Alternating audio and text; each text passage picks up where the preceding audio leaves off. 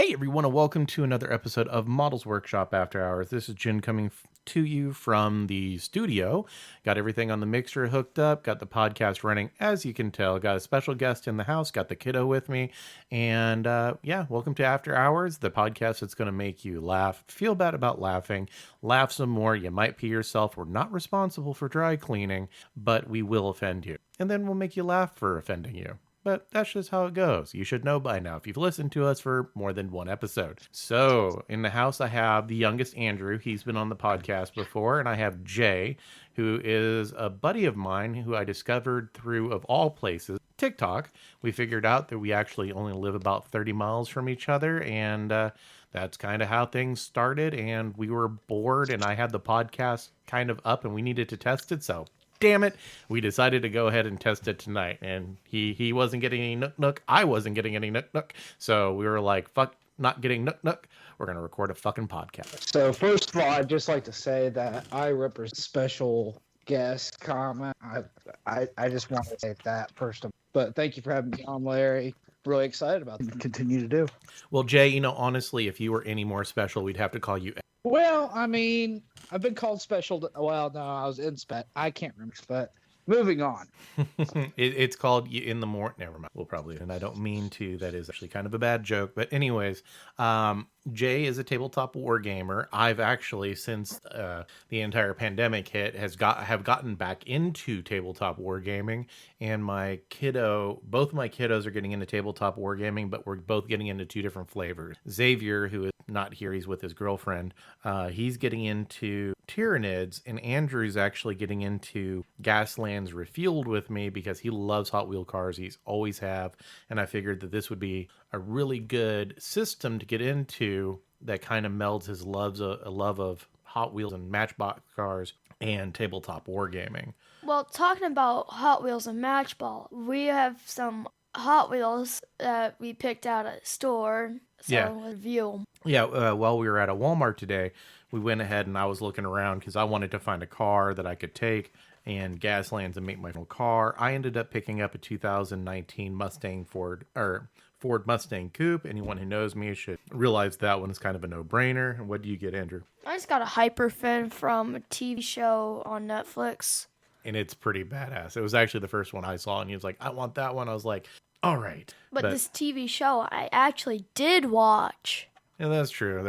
But it's based off a franchise that I've been watching before he was born. Just saying. So, Jay, introduce yourself. What games do you play, and how long have you been around the hobby, and what specialties? If you had to pick a couple things that you were really good at and specialized in, what are those things? All right. Well, I am from Noblesville, and he said just about 30 miles from where Larry's based out of. Workshop is. As far as how long I've been in the hobby and what play, currently major focus is Warhammer 40K, 40,000, whatever you call it.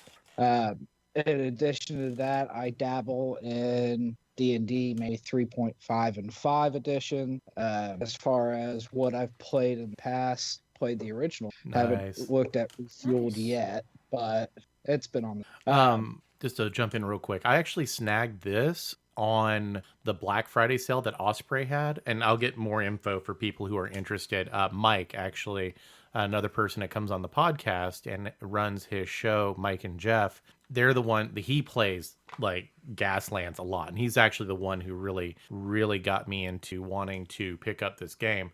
And Osprey had the book on their website for sale for $20 for order that day, but if you're looking for a copy of it, then you can actually pick up a copy of it on Amazon, and they had it for Prime for $20 as well. So, and now, honestly, I would say if you are not planning to want to play this, if you're not wanting to play it like pre-Christmas, I would honestly wait till after Christmas because there's a whole bunch of fuckery going on with the USPS and orders getting lost.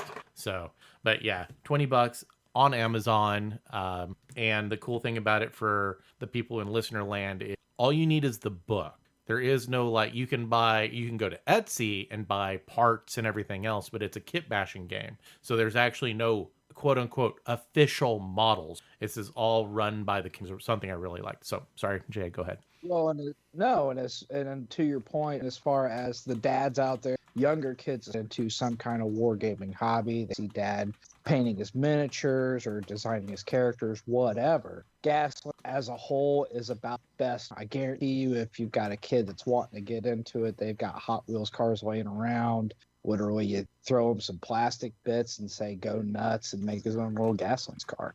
No, and also, one, what Mike did was he hopped on Facebook Marketplace and just did a search for someone who was selling a whole bunch of bulk cars that their kids had outgrown. They were damaged, they were scratched up.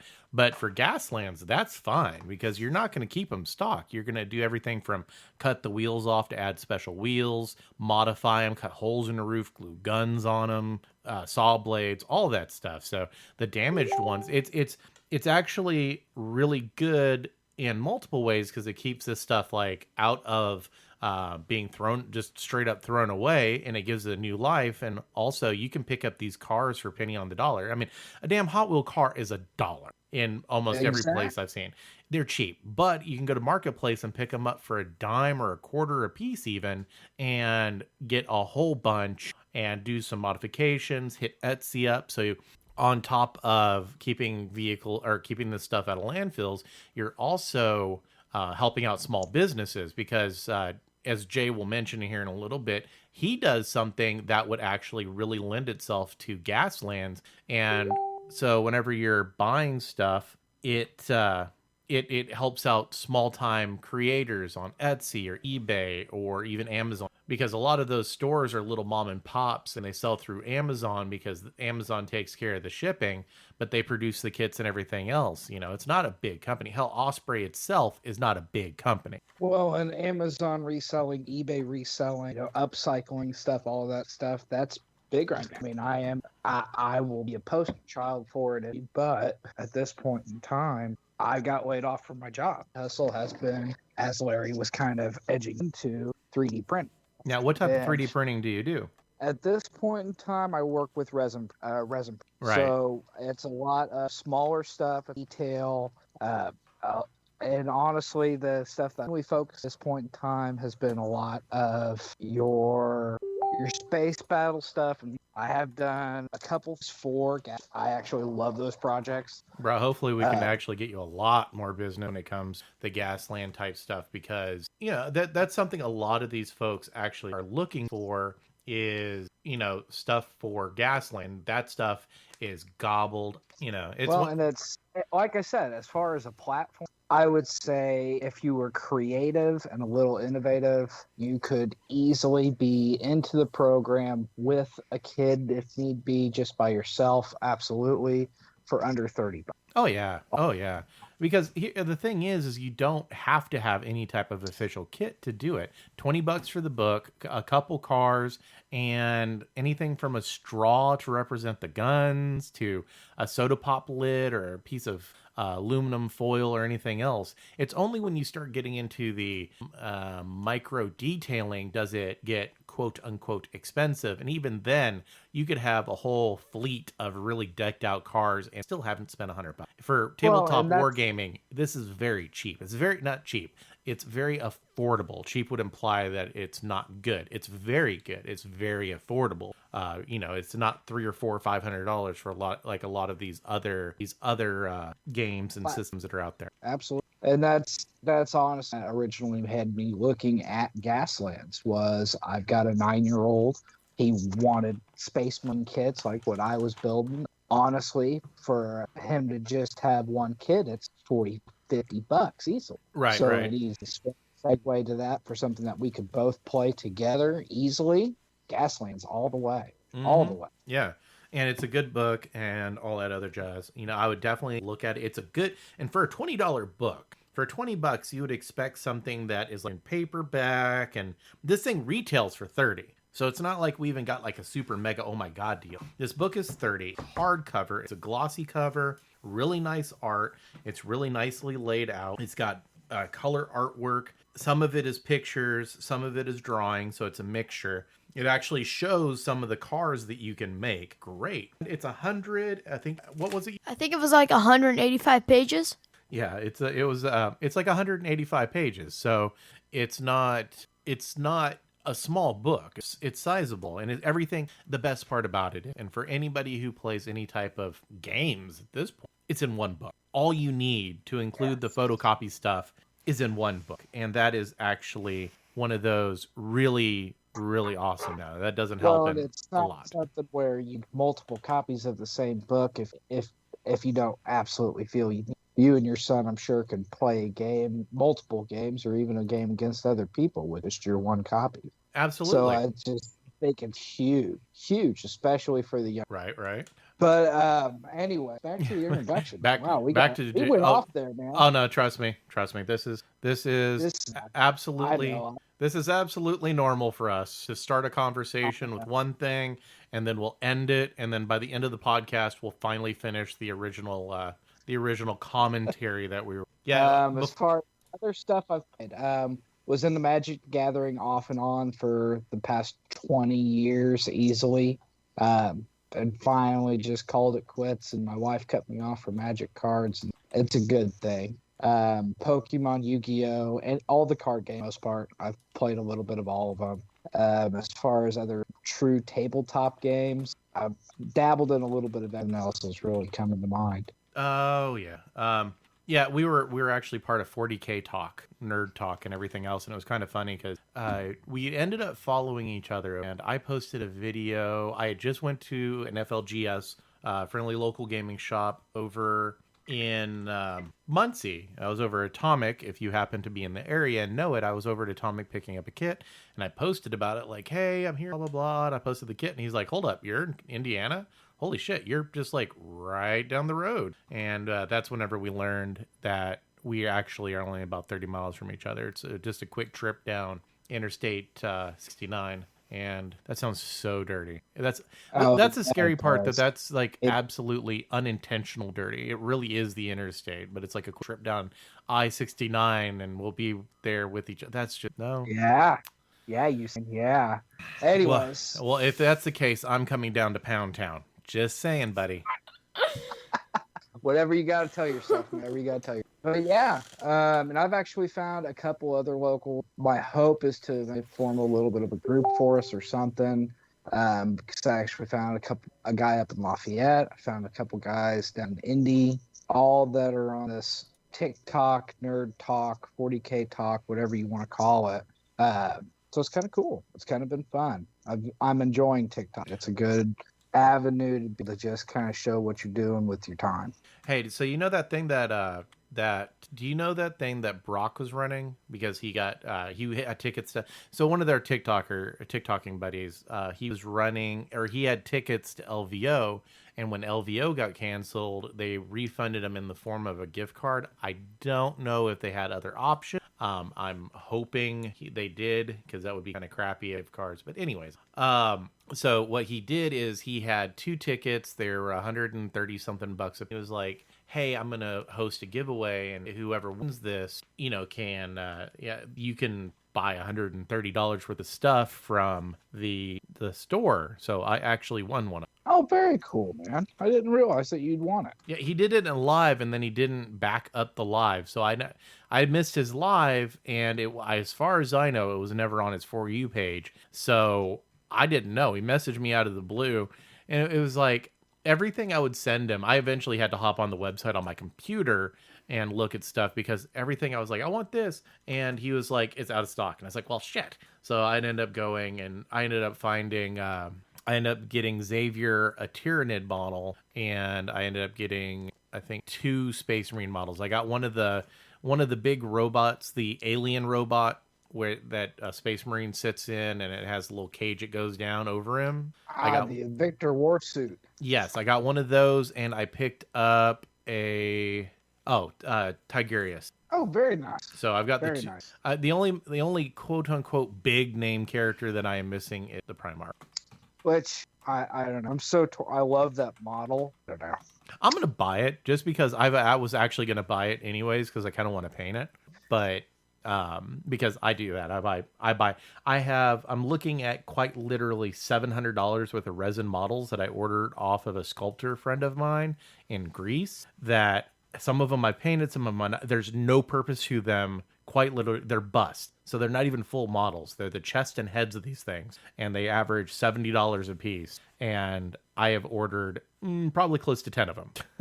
And they're all just sitting there at this point looking at me, and surprised, literally they're looking at me, and I got them just to paint, because that's the type of person that I am. I buy shit literally, which, I mean, I run a podcast about paints. Shouldn't surprise a damn. Well, and to anybody that doesn't realize your Nerdtopia that you have created up above your garage is phenomenal. So you having some decor for Nerdtopia, I completely support you, Bus, and I will help throw your wife off the... Oh, no, it's not a throw the wife off the scent. I've had these for, some of these I've had for years. I really need, they're all my shelf of shame sitting there looking at me. Now, some of them, do you remember the bus that I sent you a picture of that's blacklight reactive and looks normal without blacklight? Yeah. Yeah, that's one of this guy's busts. His name's George. Okay.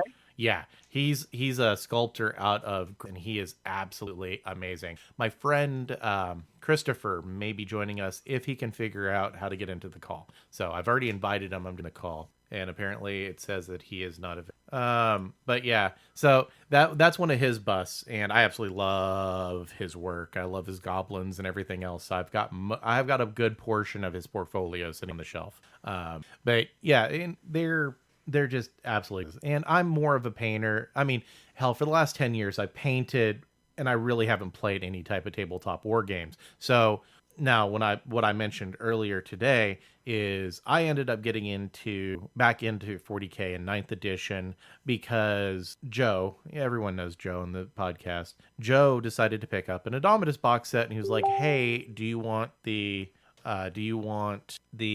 Space Marines out of it? And I was like, of course I do. And he was like, okay. So what ended up happening was he's bought 3. One other person bought the Primaris Space Marines off of him, and then I've bought 2 of them plus the rule book. And then from there, I started putting them together.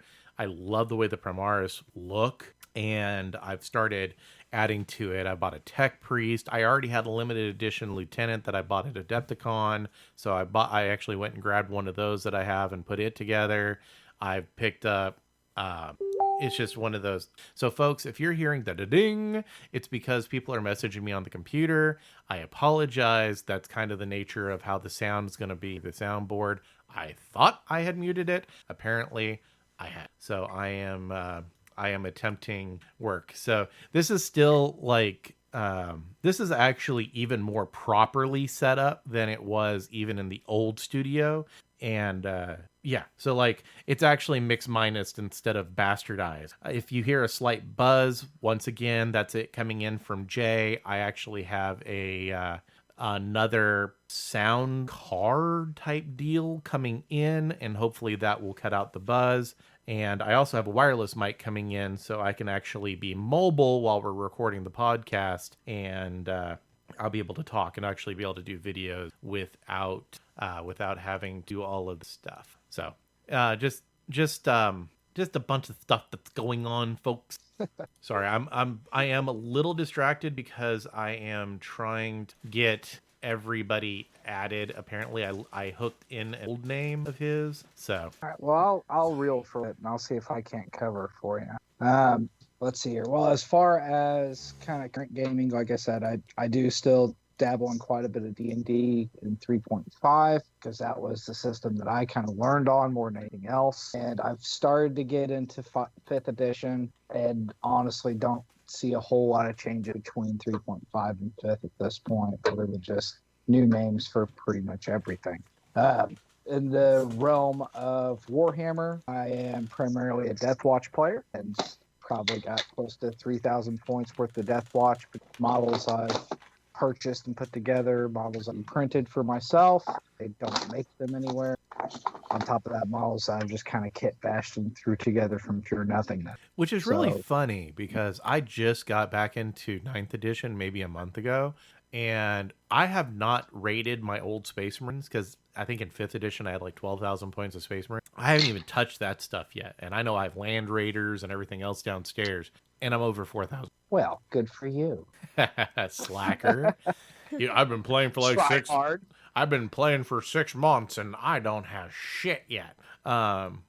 The Indomitus box sets at 1,000 points a pop, and I lucked into 2 Storm Ravens at like really cheap prices, and those things are like 700 or 350 points a piece. That really bulked my army up quite quickly. Well, in any of the starters, the edition sets, whether it's the 8th edition was First Strike and Dark Imperium and all those, or the new one with the Indominus box, those things are bang for your buck all day long, the best way to get started. I was just talking to a gentleman on a live earlier today about that. Hey, so Christopher, are you in now? I am. Can you hear me? Yes. So this is my buddy Christopher. Me and him have known each other since like 2004? Earlier than that. All I know is City of Villains. So whenever that was in its heyday. No. Okay. So that would have been, it would have been 2006 because we met pretty much as soon as City of Villains came out. It was me, you, Black Calf, and I remember it came out on October 31st, and it was either 2005 and 2006. I remember I picked up the game because I had just got back from Iraq. So it was right after my first deployment, and I was there it was 2005. So October 31st, 2005 is when City of Villains came out. I picked it up and started leveling up, and we met shortly after that. So I've known you since 05, so 15 years. Jesus, has it really been? Fuck. Right? Think about it, man. I met you before the one behind me was even put in his mom. Yeah. Hello. Hey, man, what's up? Actually, you know what? That would have been the night that I got home. So he was conceived before we met. He just hadn't been born yet. So yeah, it was definitely 05 because he was born in 06 in July, and he was 2 months early, or he was a month early. So yeah, October 31st, 2005. So it was sometime in November of 05. That's whenever we met. Sounds about right. Yeah, you should have been born in August. Because I think I was on... Yeah, that sounds about right. But yeah, so Christopher actually just recently got into tabletop wargaming, and he decided to pick up 40K, and he's actually playing an army now too. You see him? Orc. Yeah, he's playing orcs. We don't have the cameras on. I did pick up... Okay, so part of the reason we hadn't been recording, and we're definitely not live streaming yet, is the fact that I don't have the bandwidth out to my studio. And actually, the internet was so bad that it wasn't stable enough for me to actually record, period, because it kept dropping. So that's part of the reason that we haven't been around. The second part, I was actually on a phone call on my birthday to Yeji, 2 or 3 days, 13th or 3 days ago. I was on the phone call with Yeji, and we were talking about it. So the no bullshit reason that we have not been on and doing the podcast is, 1, I moved to a new studio. This shit wasn't set up, and I did not have a good signal. 2, with the entire world ending, we didn't have shit to talk about in miniature and modeling because we realized there was a lot of stuff that we talked about was either prepping or coming home from, or the conventions and what was going on. And with all of these events shut down, that cuts off quite a bit of what we would talk about. So we have decided we're going to go back to the old school, like what the podcast was originally supposed to be. And this podcast right here was actually a quote unquote not quote unquote, it's a throw together, because I had just finished hooking up the mixer and I thought I had all the knobs and the buttons pushed the right way, and I kind of wanted to go ahead and test it. So I was like, hey guys, y'all around? Yeah, cool. Let's jump in. Let's do this. So this was completely unplanned. So don't worry. Yeji's still around. All the other folks are still around.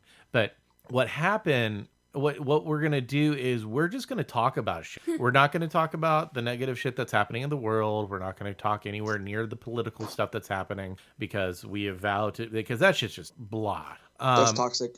Yeah, so what we're going to do is we're going to record the podcast. We're going to talk a little bit about what we've been doing. Maybe if there is a Kickstarter up, because even those are starting to dry up with the import problems that have been happening with China.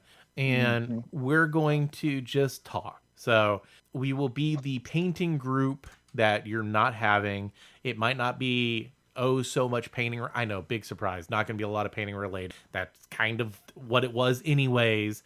But we're going to honestly need our listeners to message us or email us. And that's modelsworkshoppodcast@gmail.com. It's all one word. You can hit us there. You can hit us up on Twitter. You can hit me on TikTok. I don't care.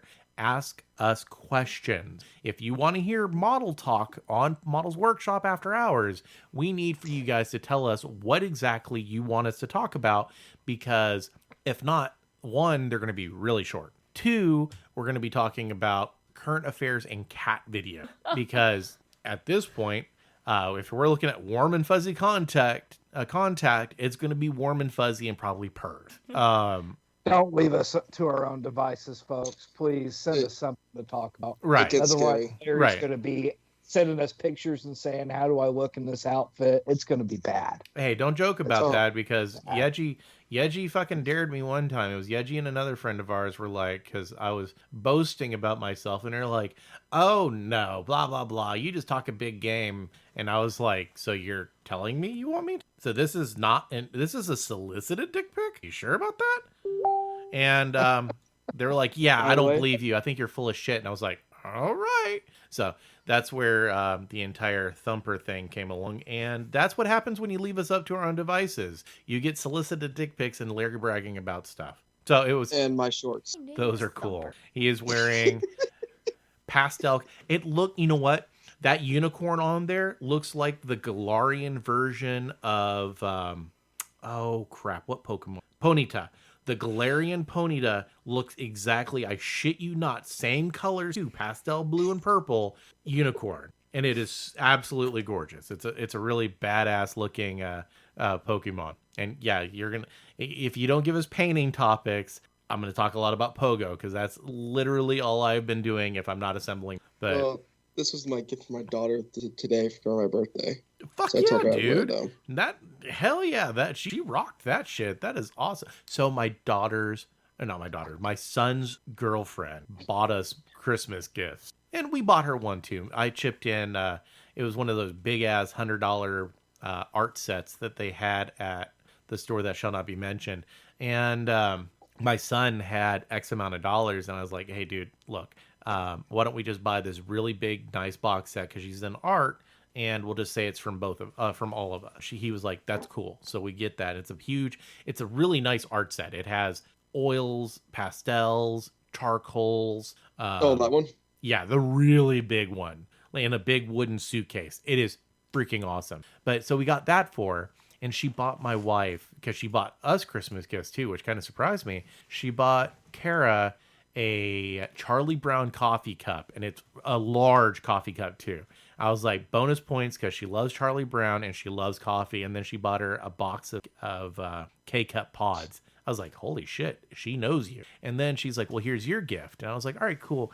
I open it up, and it's the Bob Ross playing cards, and it's a Bob Ross 2021 calendar. I was like, oh my God, this is so freaking awesome. I was like, you're lucky. Now adopted. Right. I was like, if you don't get married, if the two of you don't get married, you're getting adopted. I was like, it's perfect, because I almost bought this damn calendar, because I saw it and I was like, oh, that's really freaking cool. And the cards are sweet. Each card is a different painting of Bob Ross with a saying of his on the card. So every card has a different quote from Bob Ross and a painting. They're so epic. I was like, perfect gift. Perfect. You know me. You really, really know me. It's really cool, because she actually interacts with a lot of my TikToks. Actually, shoot away. Is there an unspoken rule of you have to glue the miniatures together then paint them, or can you paint them then glue them? Actually, so there's 3 different mindsets when it comes to doing min. The first mindset is you glue them together, you prime them, and you paint them. The second mindset, and it used to be a lot more popular, it's a little less popular now, is that you paint them on sprue and then you glue them together. Now, what I typically will do is either I do the first method or I do the last method that I'm about to say, and I will build most of the model, because here's a problem with, especially with modern kits, is a lot of stuff that you'd end up painting on sprue is going to get covered. So you're just wasting time painting. But what I do is I'll kind of put the core of it together. And if there's any part that I'm looking at like, that might be a bit of a pain in the ass to if I put everything together, I'll leave that portion of it off and I'll paint it in two different sections. And that's usually the most popular, especially when you're dealing with infantry troops, is to build most of it, but if it has like a gun going across the body, leave that off. The one tip I say is if you do that, or if you paint it on sprue because you're a monster, is make sure to take some sandpaper or a file and rough up the areas and remove some of the paint from the parts that are you need to have glue. So if it's like a shoulder socket and the shoulder itself, then you're going to want to leave those bare so you have a point to adhese. That it sticks to. Yeah, like the model that you sent me, I would have probably glued the arms onto the gun itself, but then left them off of the model itself and then painted it, and maybe the jaw. Yeah. The jaw as well. But, honestly, these are orcs. These are probably not going to be much more than tabletop. So the undergun detail, it's one of those things like, how detailed do you want it? Do you want it 3-foot rule or do you want it 3-inch rule? If you want it 3-foot rule, then this model by itself with the arms already glued on it with some paint slapped on it, make it look neat, is fine. And for those that don't know, the 3-foot rule is if you hold it up almost arm's length. It's really honestly a foot now. But if you hold it up at about arm's length and you look at it, does it look good?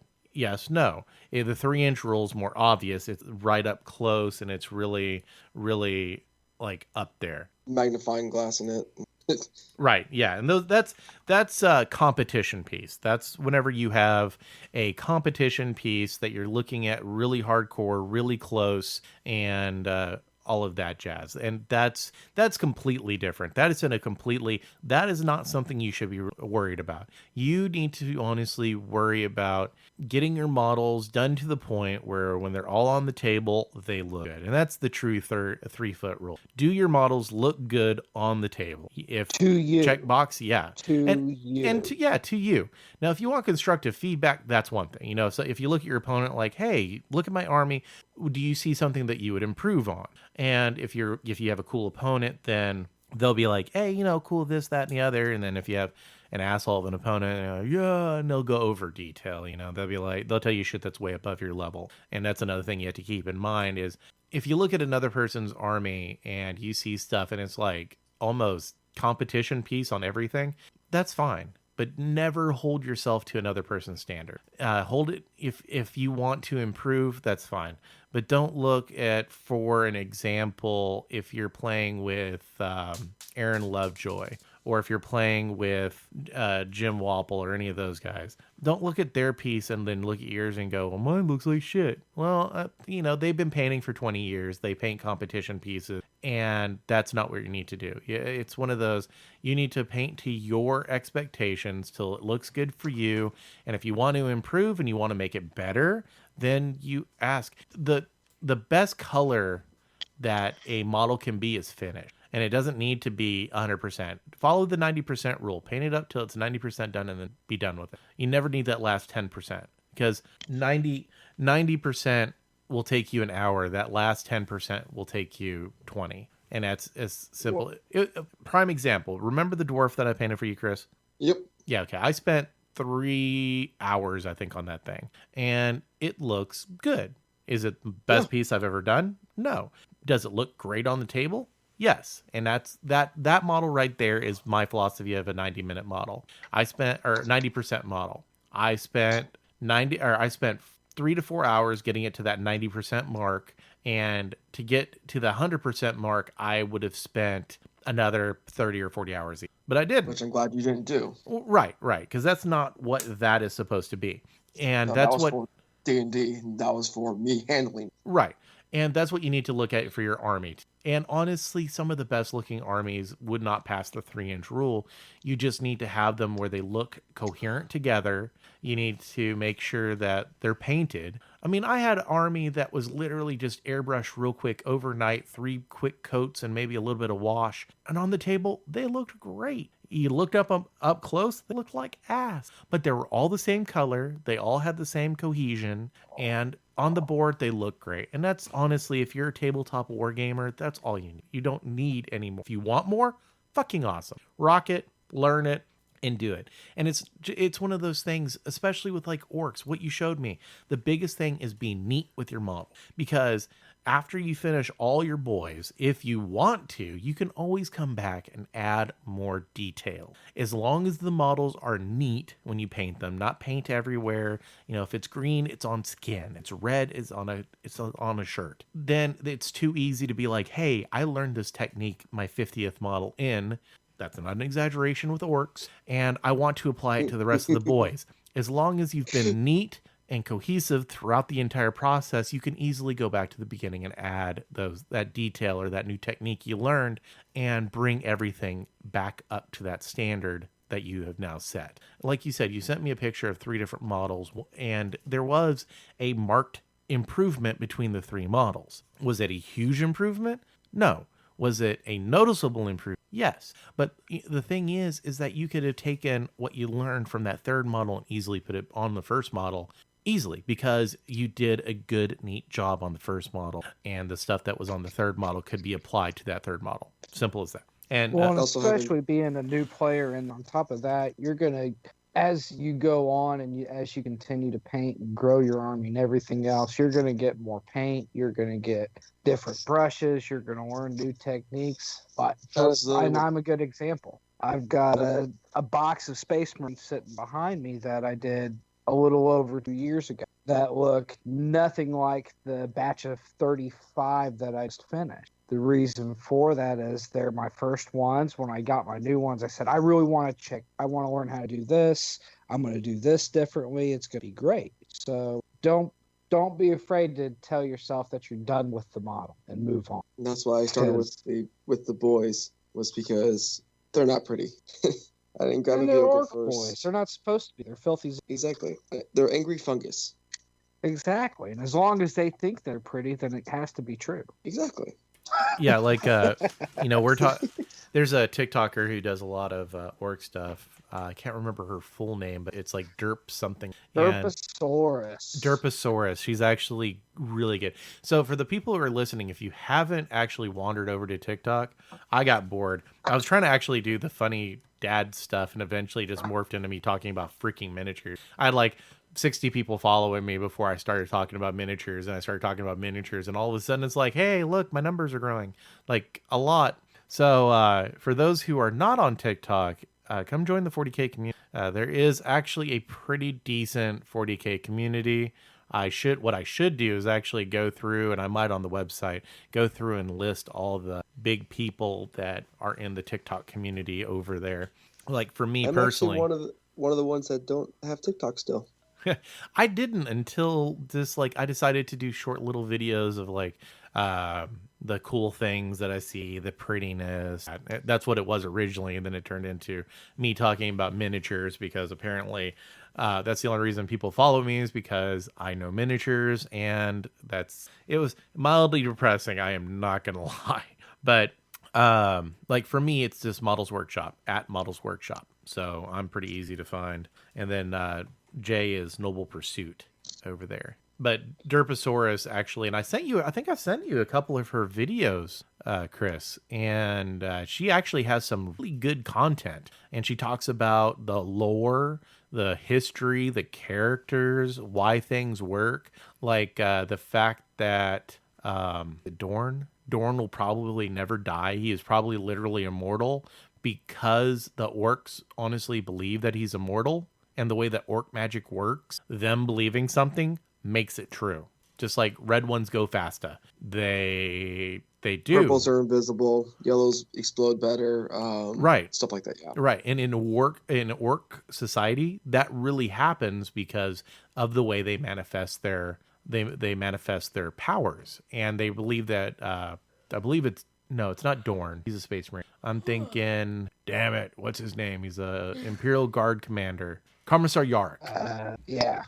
Commissar Yarrick. He's probably immortal because he fought one of the big boys, or whatever they're called, ripped off their power claw, and they fear him. Like, they absolutely fear him, and they think that he's like a god and he's immortal.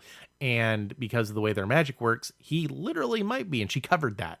And actually, I didn't know that. And I was like, oh, I don't know if maybe it was in one of the editions that I missed, or just because I don't follow org. But I thought that was really cool. And she has a lot of content like that. And a lot of people have a lot of content like that. Like Wes Hammer. He's over there. He spreads a lot of lore. He talks about stuff. And he's like a lore person. There's several lore people that are really good to follow. There's people who play like all of that jazz. So it's a pretty big growing community. And I like it because if I get an idea, I just spout it off and I post it. And if it gets a good amount of feedback or it has questions, and then eventually I can incorporate that and be like, okay, so people had all this. Like, I'm kind of doing the tools of the trade over there. And what I'll eventually do is, like, I did glue. So I'm going to take all the glue, all the questions I got from the glue, kind of write a script, and then shoot it for YouTube and make an actual real video out of it. So it's kind of my sounding board. Where I get feedback, because the cool thing about TikTok is if someone leaves you a comment and asks you a question like, hey, I do super glue, but it's not drying fast enough, then I can actually make a video response to it and be like, well, you can try this, and that. So it's actually careful with super glue.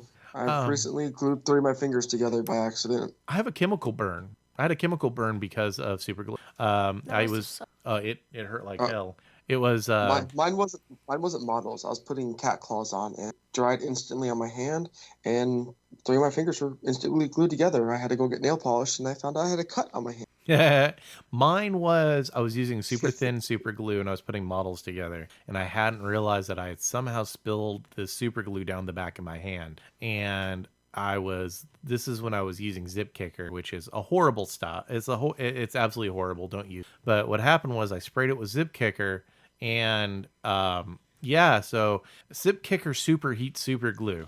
And when you have super glue all over the back of your hand, it superheats it. So I baked the shit out of the back of my hand, and the bad thing about it was now I have this chemical burn, and it's now covered in super glue. So yeah, that was the last time I used Zip Kicker, and I can give you more reasons why it's just a horrible substance. But yeah.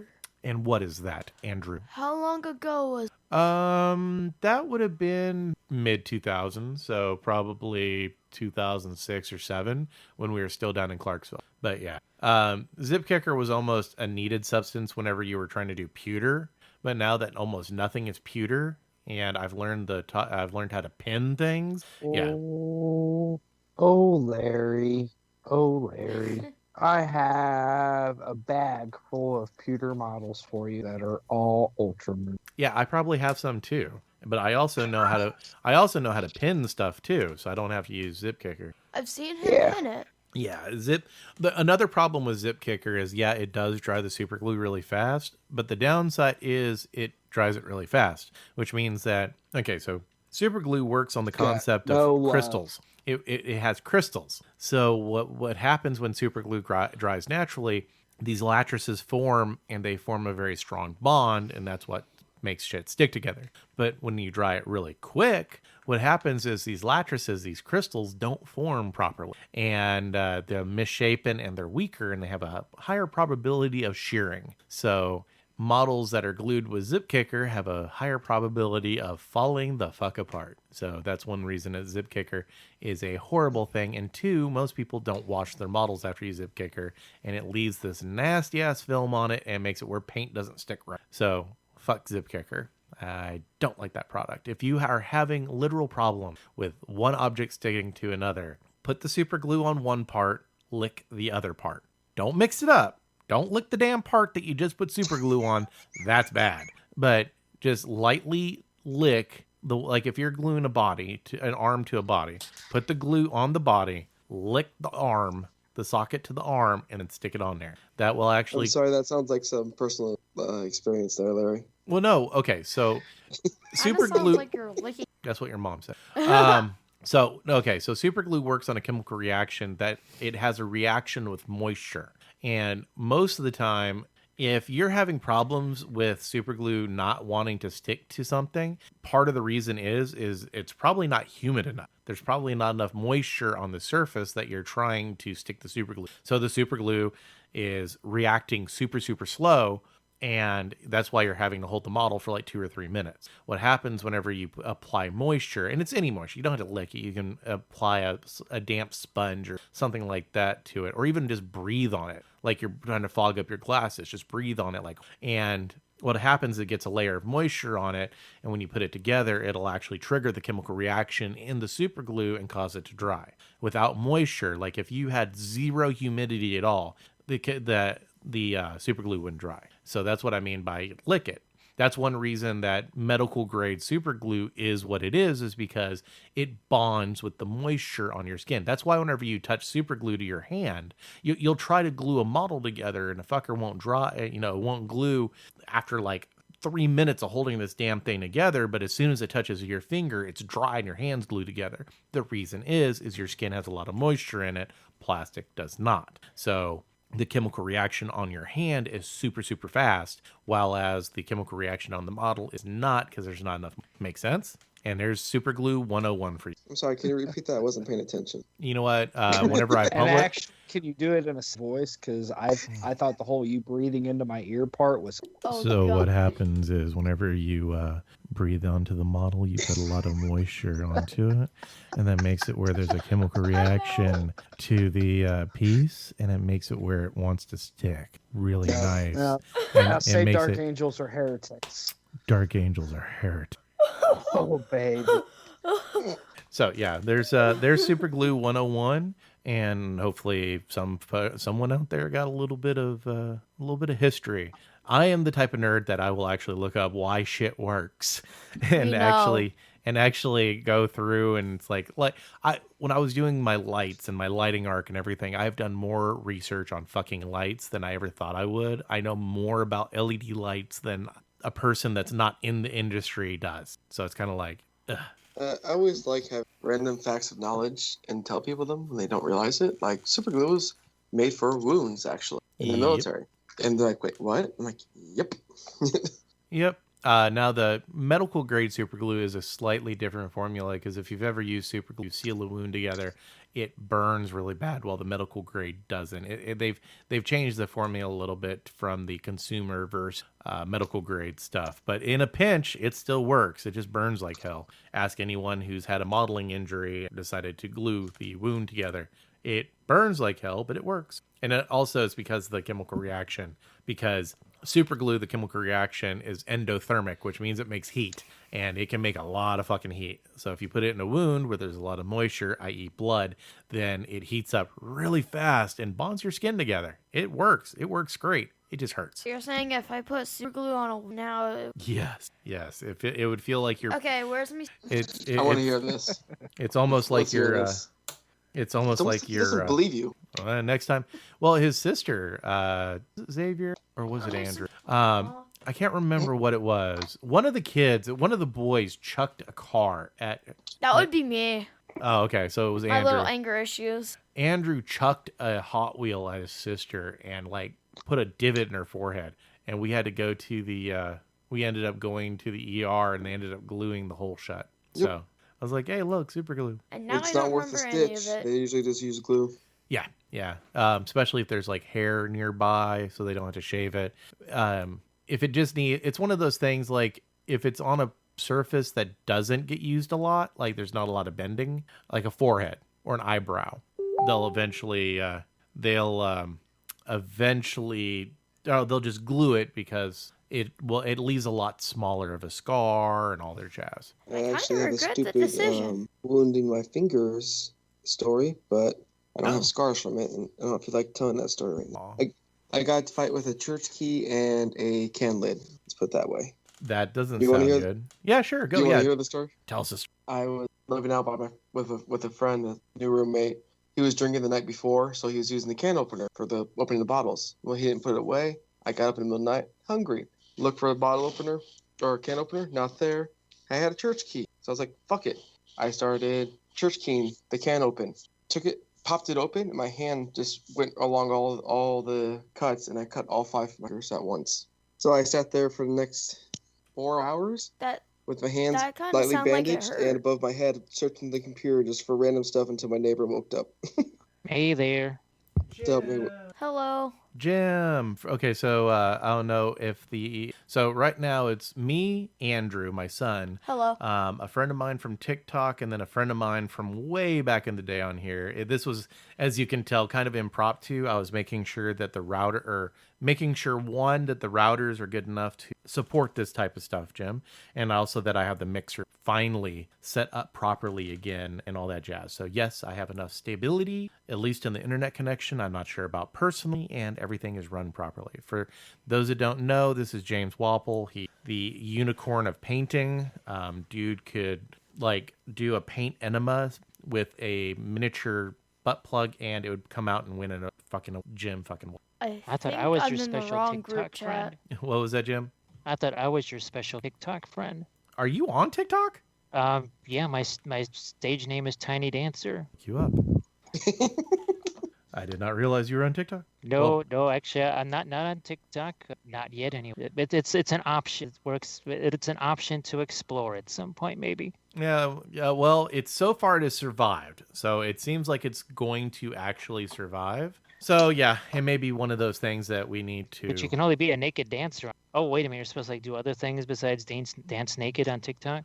I do short. That's Half OnlyFans. naked. That's OnlyFans. Brah, he could do an OnlyFans where he'd be painting with his special painting sock, and that would be the only thing that he has on, and he'd probably have more. He'd be in the top 0.01%. There we go. Am I in the wrong call? You might be in the wrong call.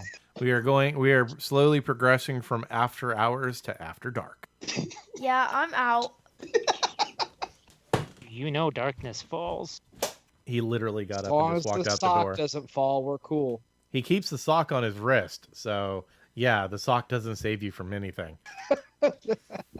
No, Jim is a multiple award-winning miniature painting artist. Like, he does shit with stuff that doesn't make sense. Really doesn't make sense. But he is one of those guys that just like, you look at his stuff and you're like, what the how? And he'll be like, oh, I painted that with my ponytail at 3:00 in the morning, 30 minutes before turn in for the thing, and I just needed something to put into the category. It's like, really, Jim?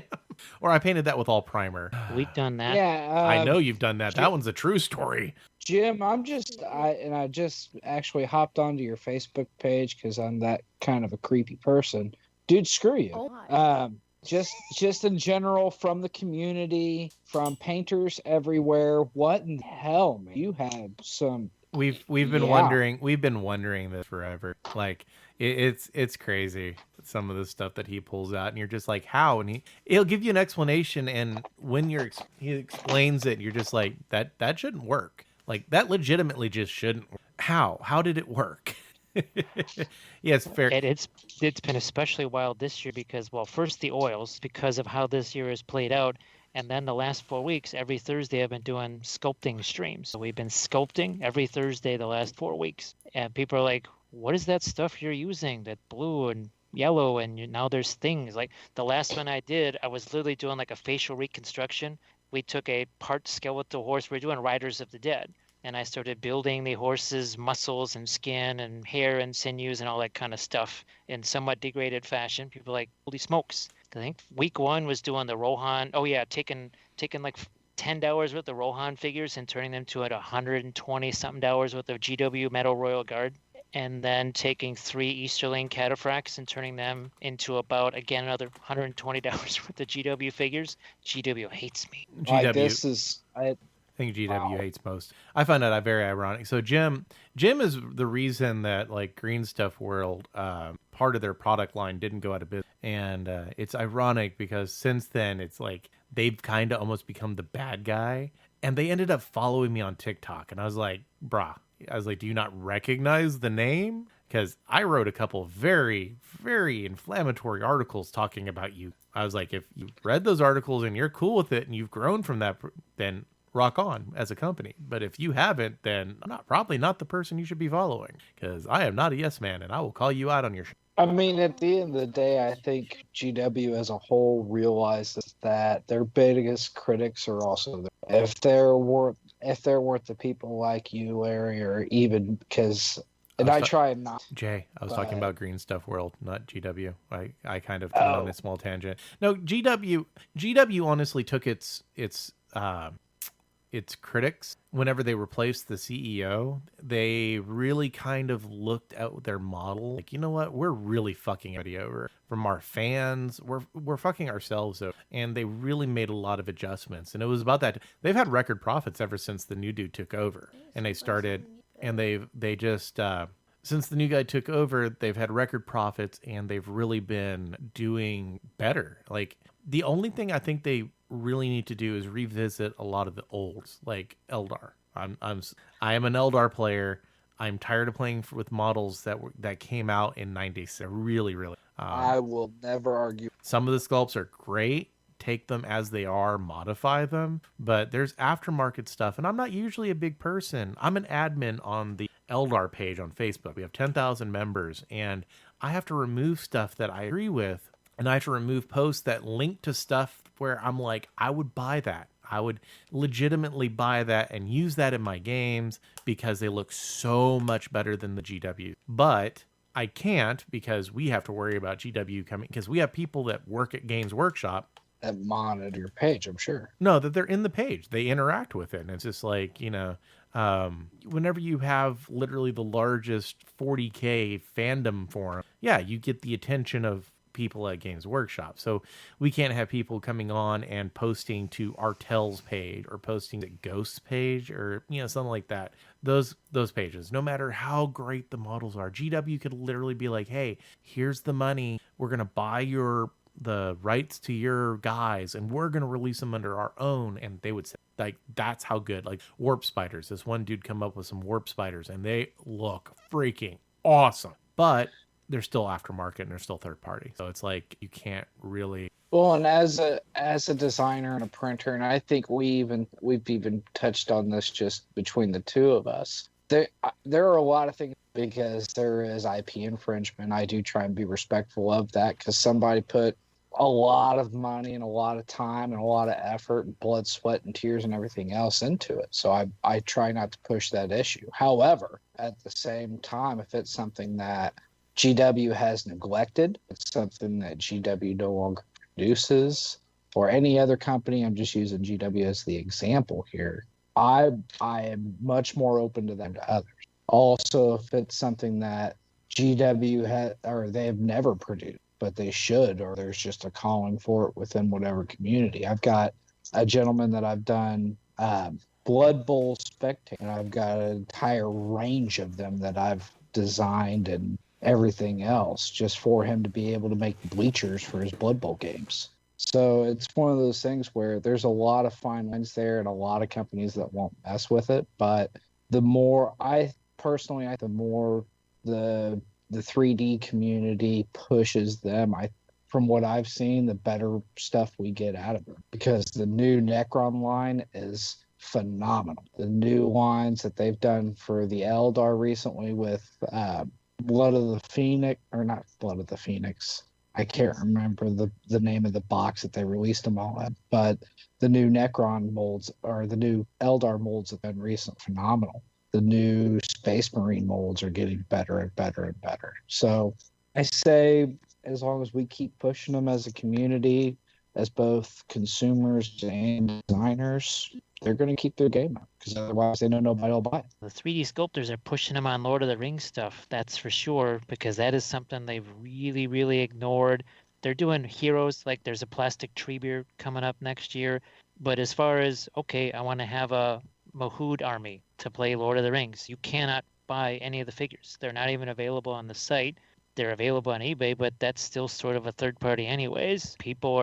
They're starting to make you can't say that a guy who looks vaguely African-esque with a shield on a camo is, that's our thing. It's like, no, guess what? Historicals were doing guys on camos long before you ever were. So it just maybe has a bit more of a Lord of the Rings-ish look to it, but they sure as heck don't call it a Mahout Camel Rider. They just call it some kind of historical thing and say, all right, you could use this for historical games, or maybe maybe you put some sigils on it, and now it's for Lord of the Rings. And there's more and more of that starting to pop up. And you look on the Lord of the Rings rock or Middle Earth, whatever it is, that the big one for Lord of the Rings, that's about 11,000 or something there.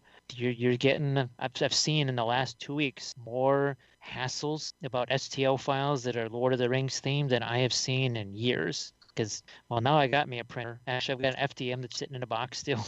May never get used because that's fast becoming beta all of a sudden to the VHS. It seems to be, at least that the companies that I'm talking to. There's a lot of pros, and I think eventually with Larry's guidance and wit and everything else, I'd love to do a podcast on the pros and cons of all the different printers. But detail work, you all day long. Anything that you want structurally sound, you want to go film. And that's what I've been trying to tell these guys is say, yeah, okay, if I want to not spend 60 hours printing out a building, it's going to have some striations in it. Guess what? I'll either sand it or I'll paint it or put foliage on it in such a way that, guess what? Those striations, you only see them if you're in my house looking at them. They will not show up on camera because I've seen these same pieces of terrain on other people's battle report videos. It just looks like suitable terrain, which you can practically drop on the floor and nothing's going to happen to it. You do that with a piece of resin terrain. They're on an 80-hour print that is now in 80,000 pieces on the floor. Yeah. As you weep for hours, as you see all of that printing time with probably 4 failures involved. Because that's what's been the bugaboo for me. I don't know if maybe I just got a jinky Elegoo Mars, or I know everybody's excited about a lot of the new ones that have already come out this year and are coming out next year. I think because for me, this is kind of the future, just given the way things are going to play out in 2021. Heck, the reason why I have the printer is because a lot of 3D sculptors and those guys, they can't get painters to paint their stuff on stream. It's weird. It's like there's some kind of pinky up or, turning up their nose to 3D printed stuff. I'm like, I'm looking at some of those STL files. There's some magnificent sculpts. And I say, you're telling me I don't have to deal with mold lines and warped parts and all this other crap like other companies and their resin stuff? Yeah.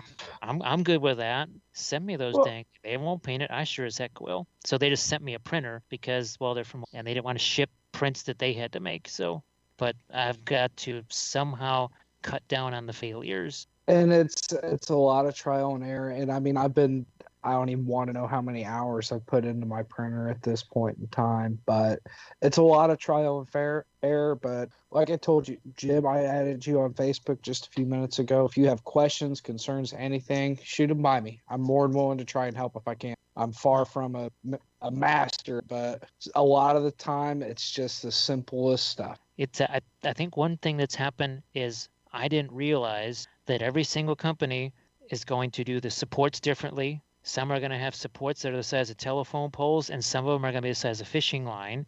Some of them are going to rotate the figure at 15 degrees, 20 degrees. Others will rotate it at 90 degrees for some weird reason. And you will have some of these figures look like they've been shot by a shotgun because they've rotated it too much or the supports are too heavy.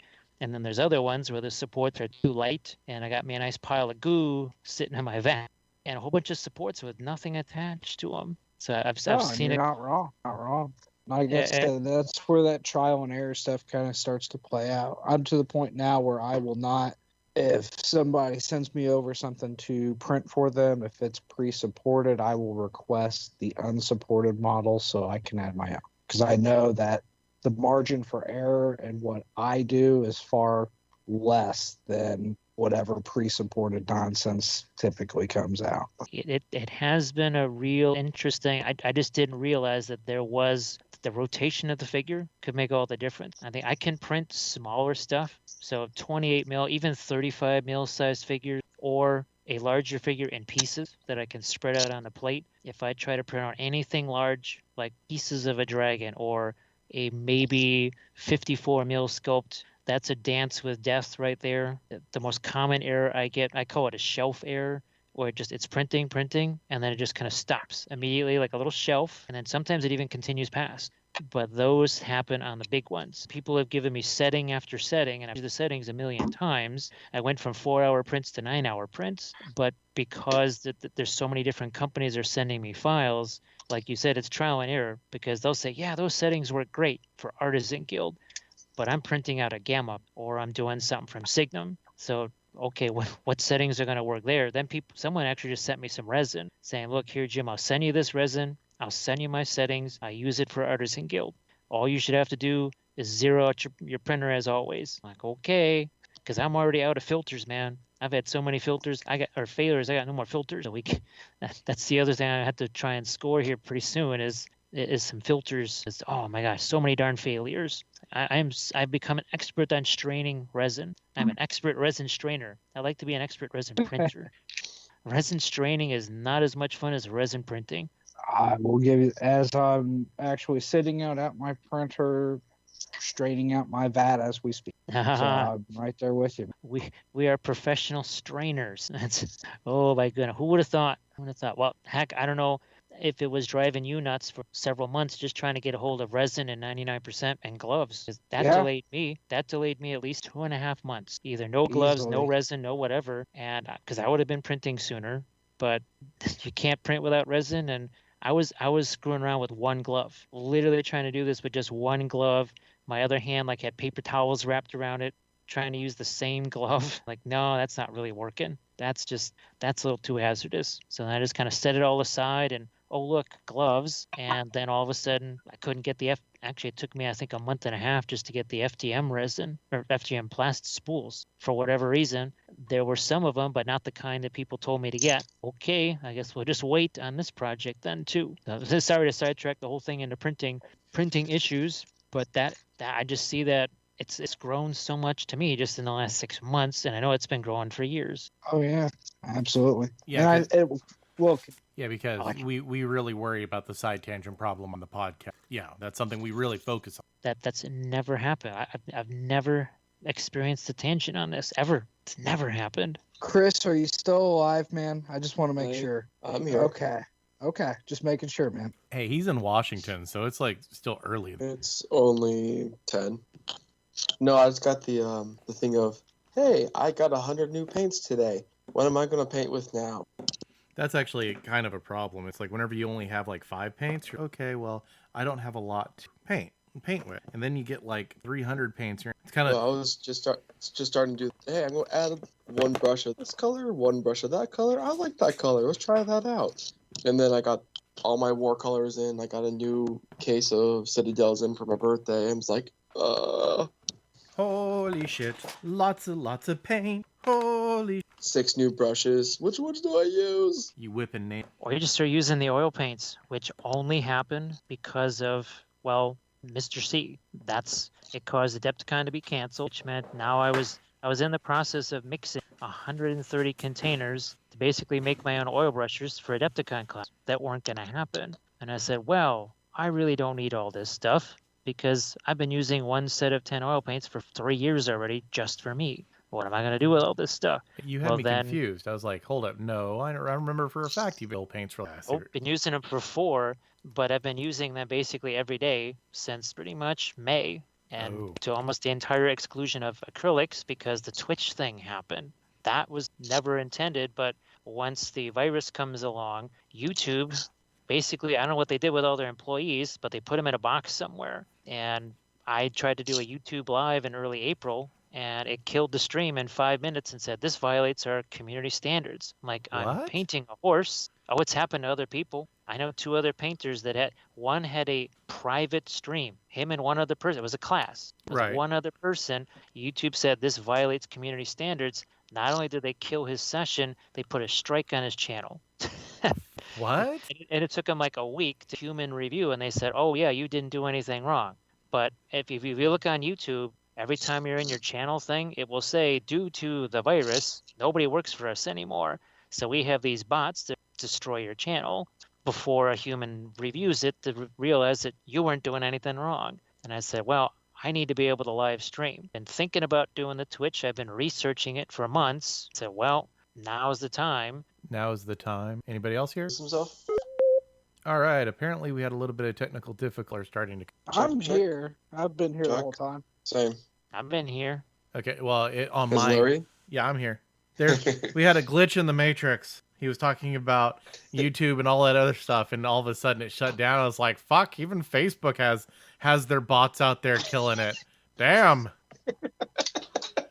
Well, yeah, I tried to do a Facebook Live, but all of a sudden, instead of being able to do it just from your own personal thing, you had to have a Facebook page. And I already have and it wouldn't let me use my existing Facebook page. And I went, well, we're not doing this. Gotta find something else. Well, to be fair, you can be a bit of a wizard here. Just saying. But Twitch has been fantastic. Actually, well, it saved us because it saved the Patreon page. It saved YouTube. It saved everything.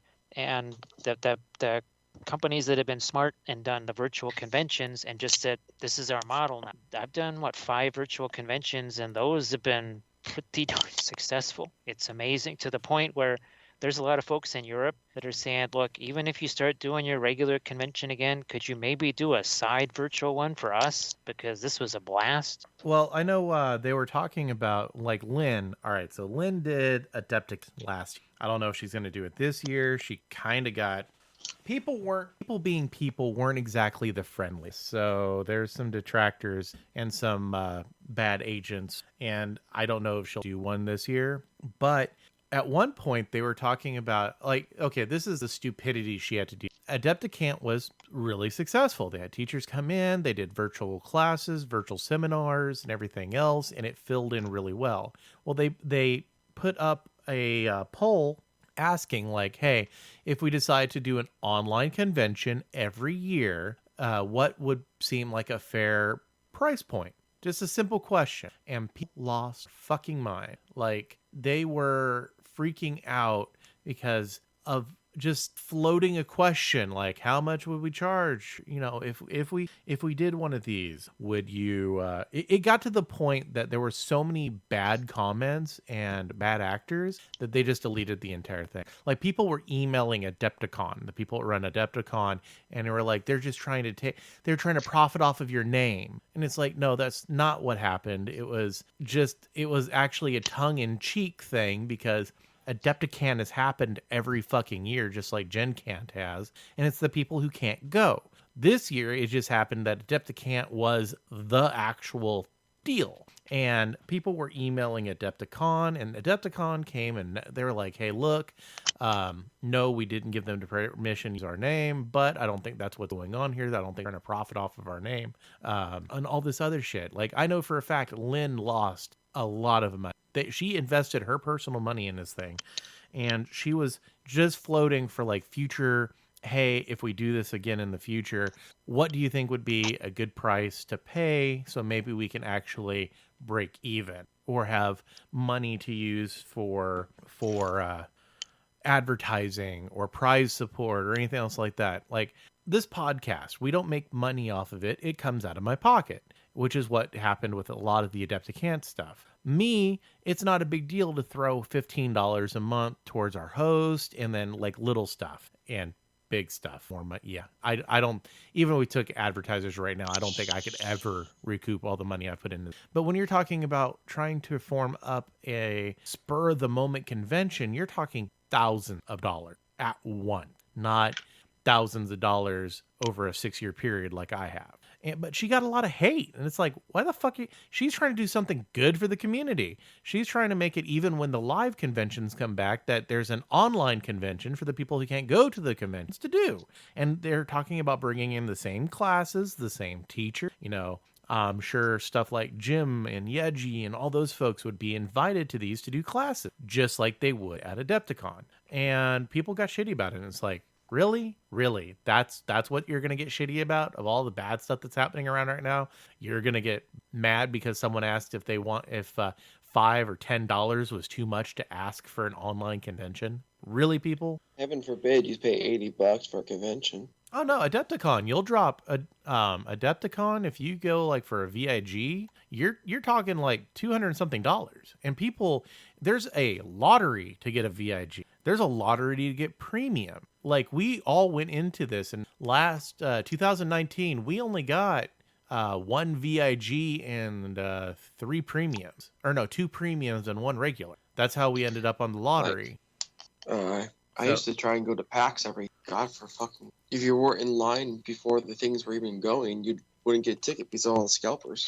Right. And that's the thing. It's like we're talking. It's just talking like $5-10, like, and because she figured that if they had, let's say 500 people and everyone chipped in $10, that would be $5,000. That could actually pay to have a professional site done, to have all this other stuff done.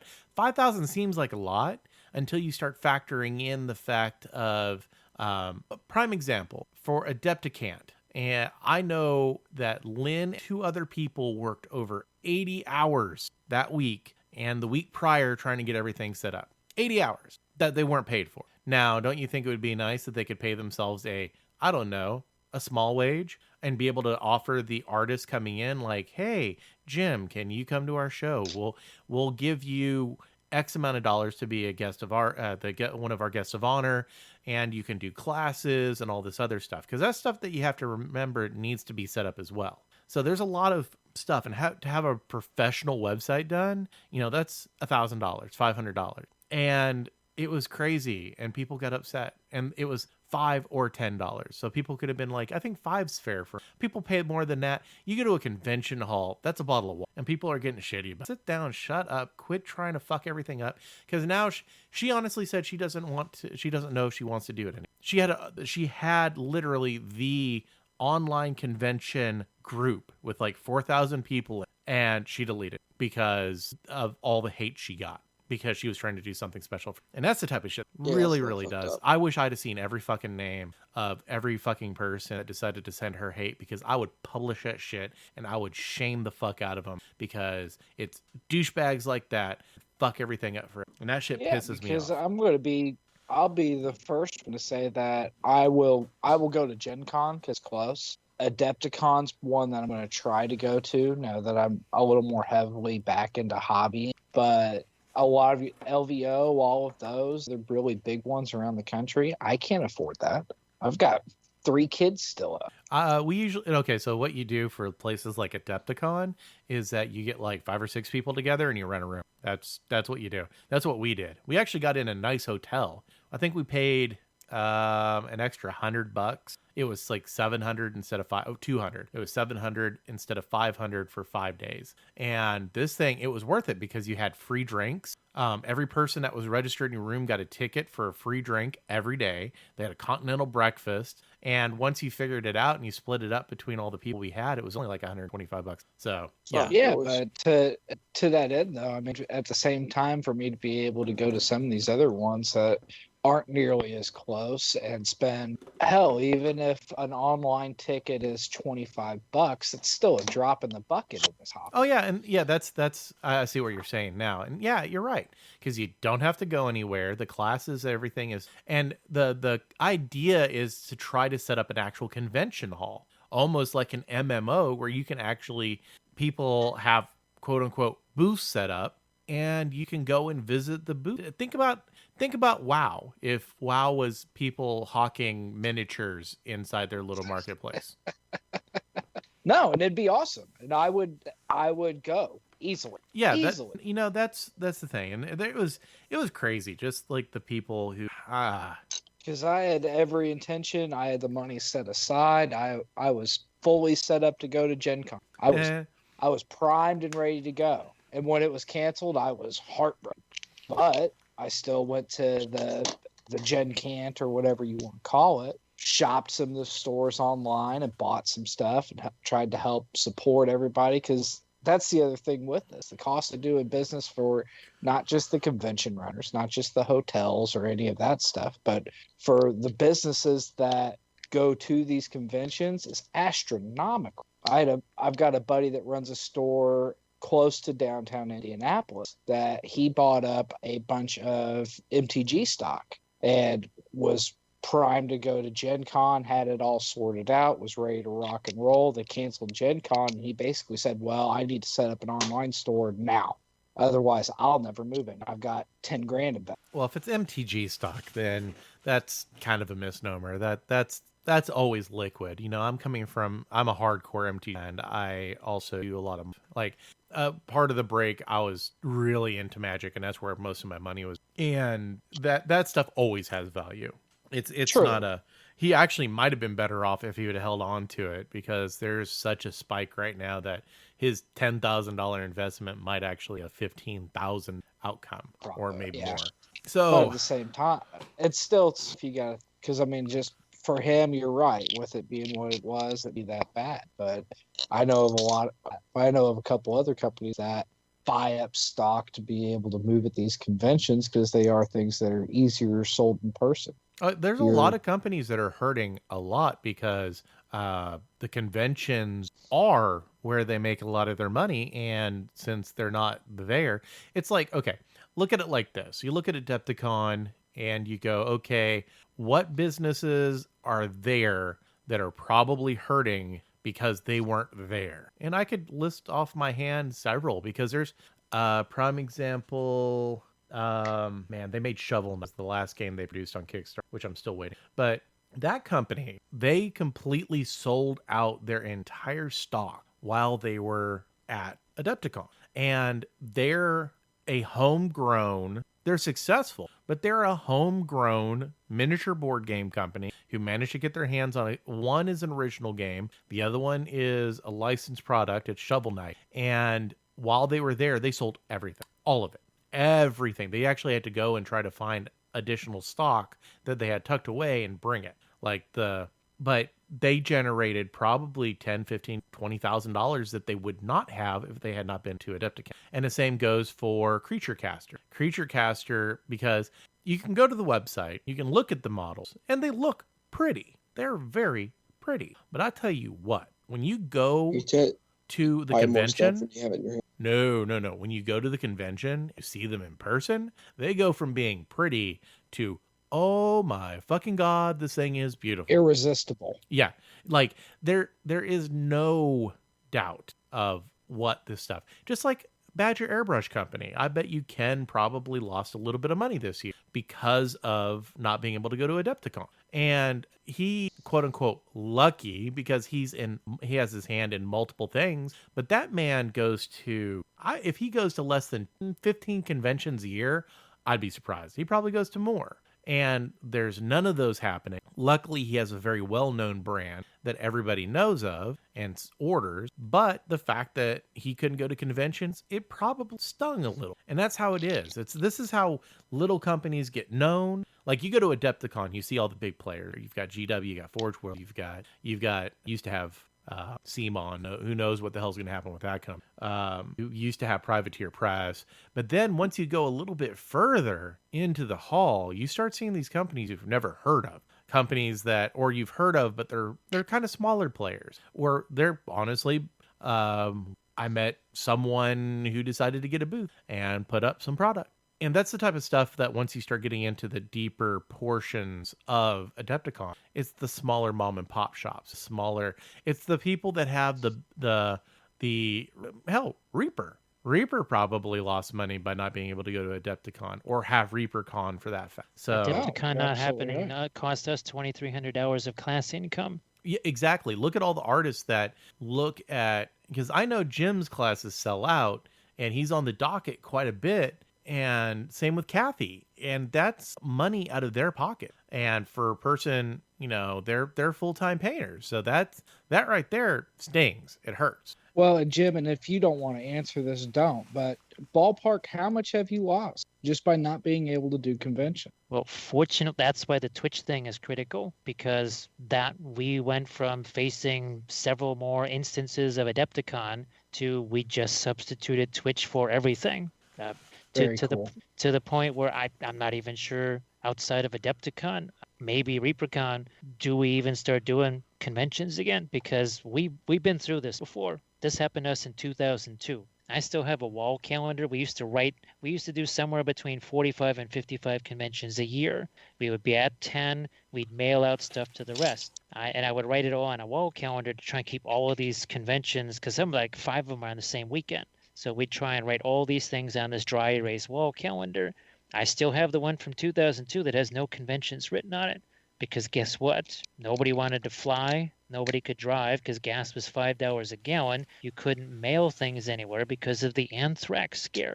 So all you had to do was send an envelope with talcum powder in it, and half the city would shut down. So that's what's happening to everyone. That's what happened to us in 2002. And we said, all right, we have to do something where we don't rely on things that happen, like where we have to go there and other people have to be there. Diversify your... Because Celtic Fest was our biggest show of the year. It was about 20% of our income, and that was going to be September 15th. Needless to say, that didn't happen.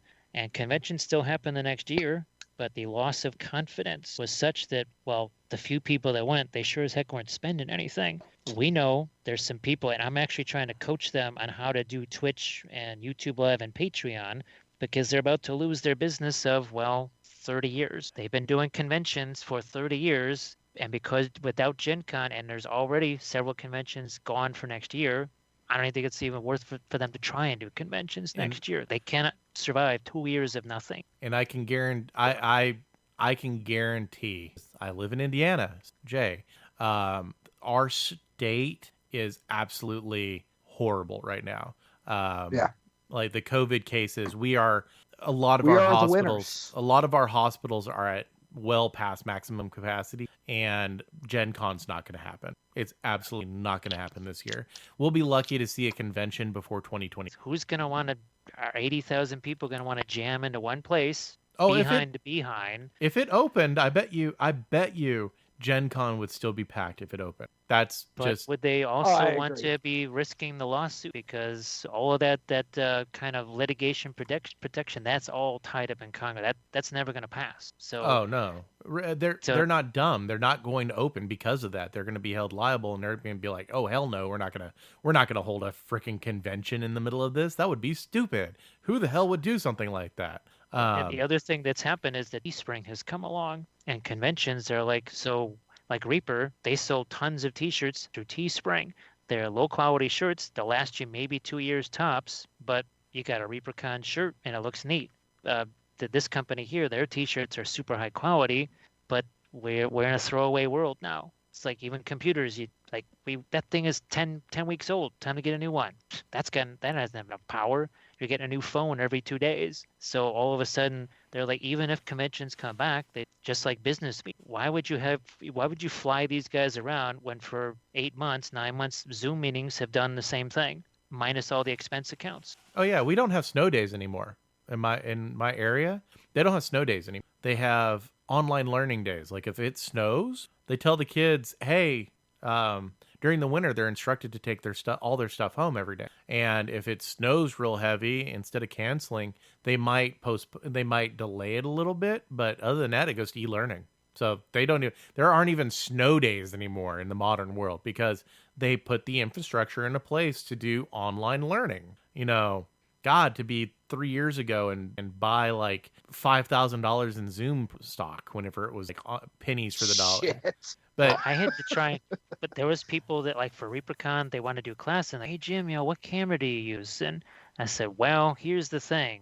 The good news is if you had bought it a few months ago, it was $53. The bad news is you're trying to buy it now, it's $253. There were cameras that I got for $159 that are now $600. And I said that's the price you're going to pay. We had actually started stockpiling cameras, not because we were expecting this, but we were trying to increase our filming areas, like to do battle reports and stuff. And you usually need 2 to 3 cameras for every setup. Right. If you're going to be a painter and do all this other stuff, and all of a sudden those cameras, we could have made, if we had just kept buying cameras, we could have been a camera deal. Literally a camera dealer.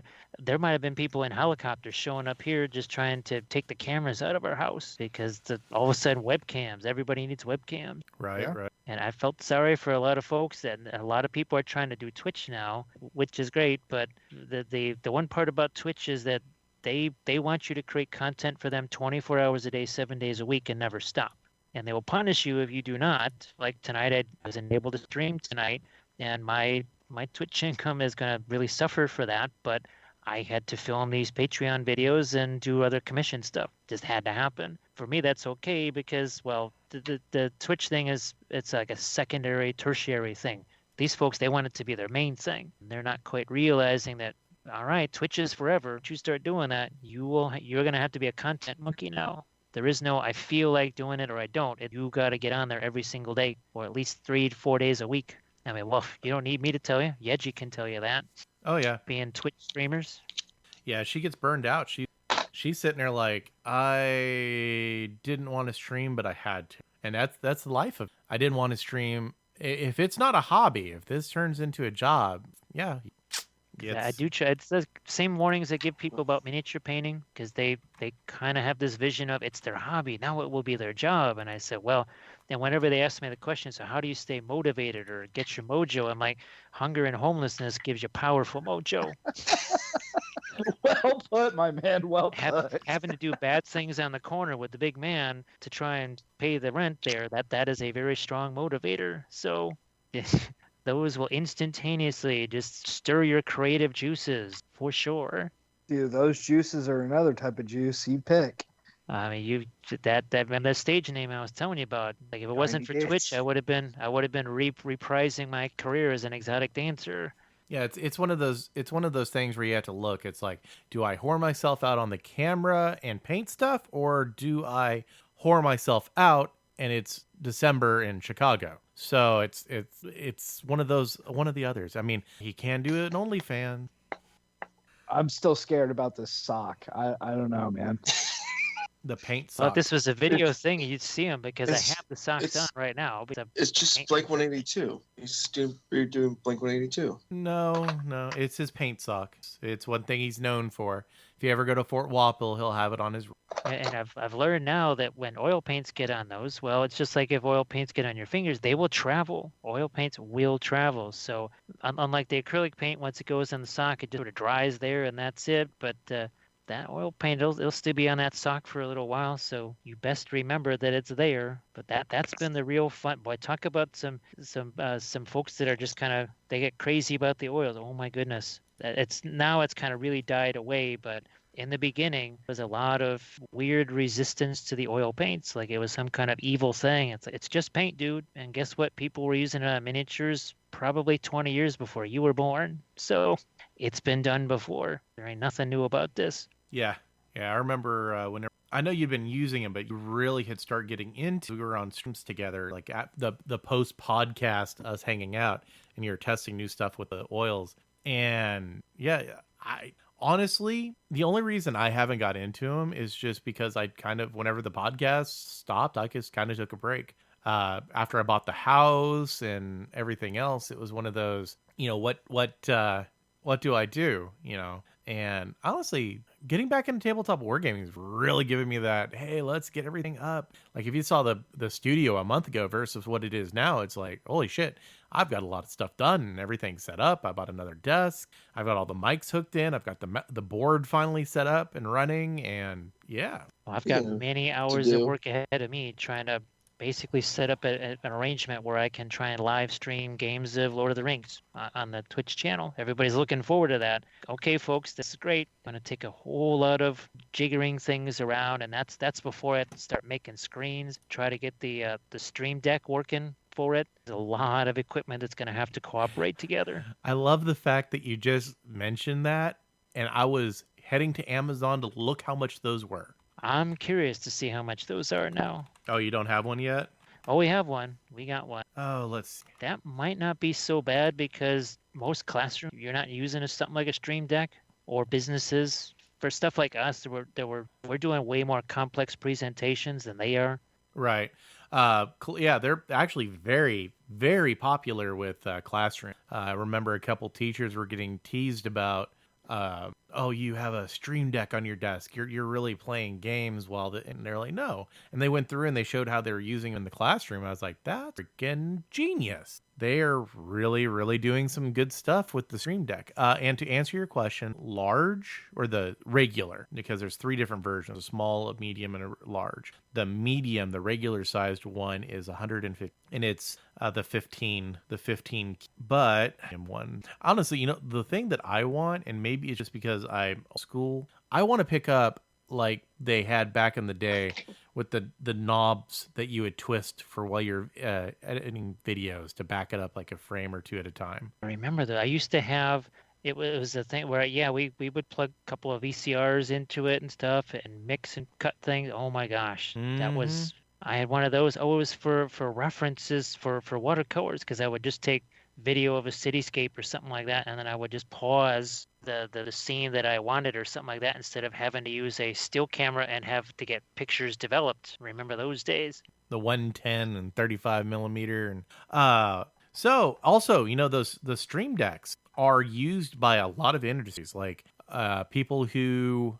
Okay, so I watch Linus Tech Tip, and funny enough, their video editors, use Stream Decks because of all the different weird ass hotkeys that is built into the editing programs. They have them programmed into a Stream Deck, so they can be like, well, I want to do this, and they'll hit the button on the Stream Deck. I mean, I use an MMO mouse to do my edits, and I have because it has 12 buttons on the mouse itself, and I use all of those buttons to do different things in my editing. And it's the same thing that they use for the Elgato. Yeah, there's one.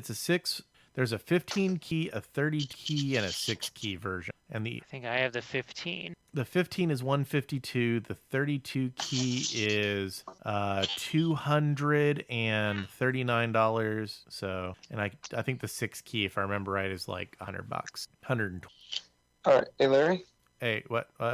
Is there any hints you can give me on using watercolors? They're all really I think I might have bought all opaque, so they're not really big. It's just lots of little coats type of thing. Yeah, it's kind of a multiple coats thing. I probably should have mentioned that. Yeah, it's more of you have to put like the first coat you put on will look like ass. It'll have like the streaking and everything else.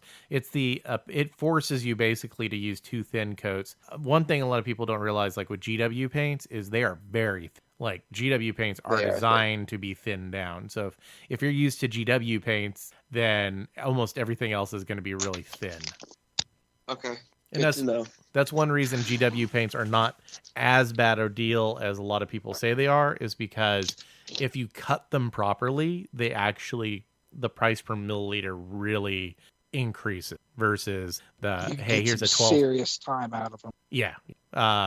They're just very thick. They're very heavily pigmented. Oh, I'm setting up. So I ended up buying Lathan. My buddy sold off a lot of his painting stuff because he's pretty much mobile, and he had 3 of Burned In Designs paint racks that Lathan made like 10 years ago, and I'm slowly putting all of my paint. And the thing that's giving me an absolute, I've been a supporter and a purchaser of watercolors basically since they first came out. So I have some of their version 1 bottles and some of their later bottles, and they all have different color lids, and that bothers shit out.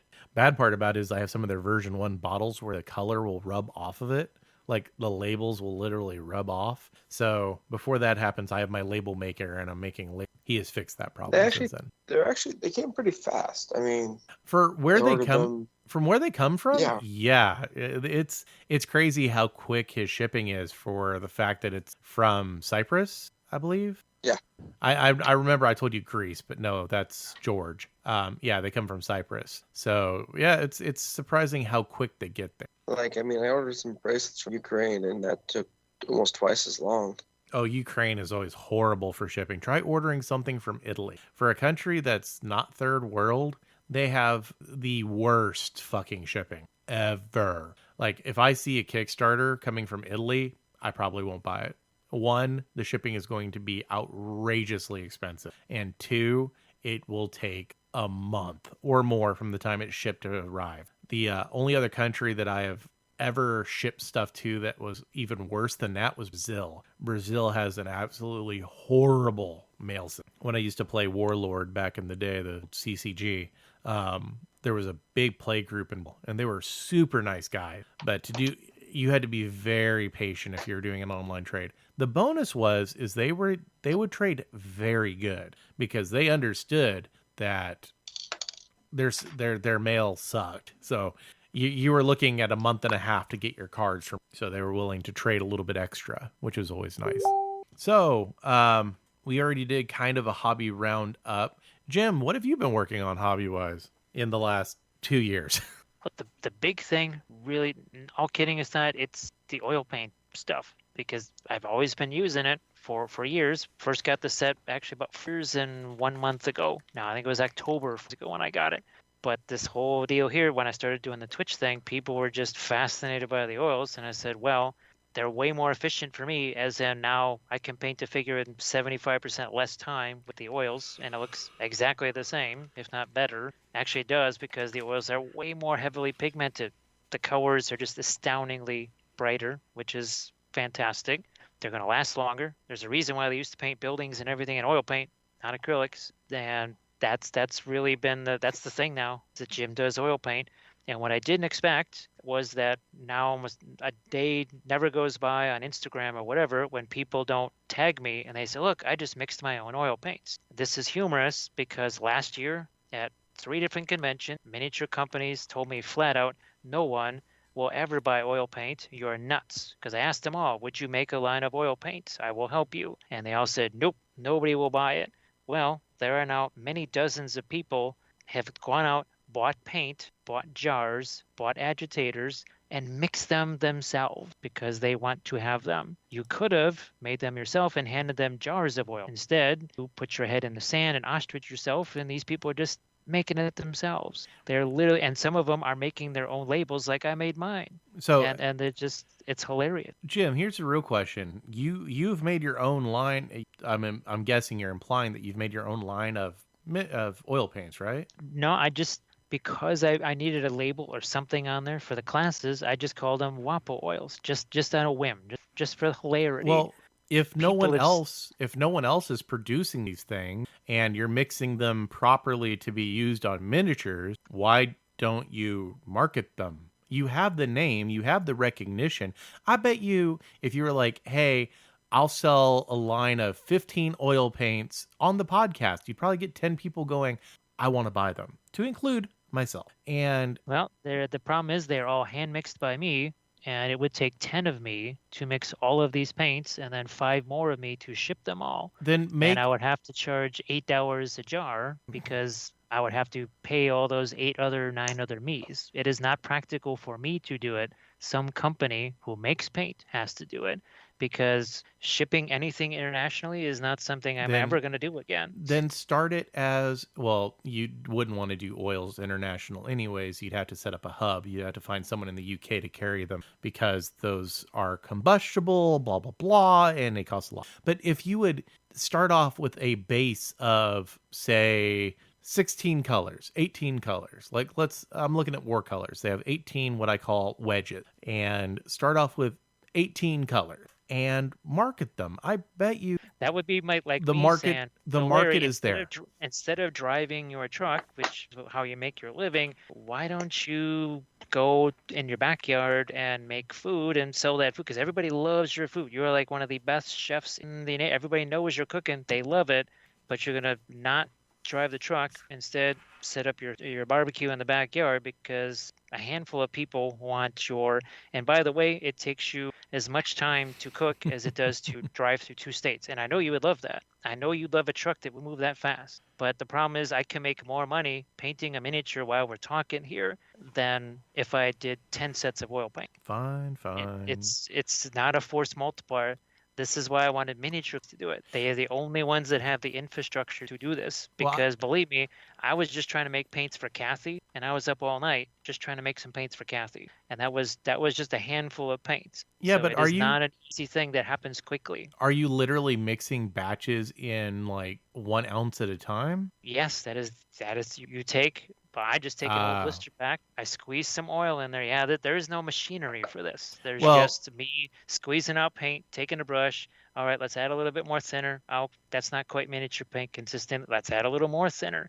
Oh crap, we added too much thinner. And this is that's why I'm saying everybody else is willing to go through this. When a company that already makes paint could crank these things out in no time flat with some testing.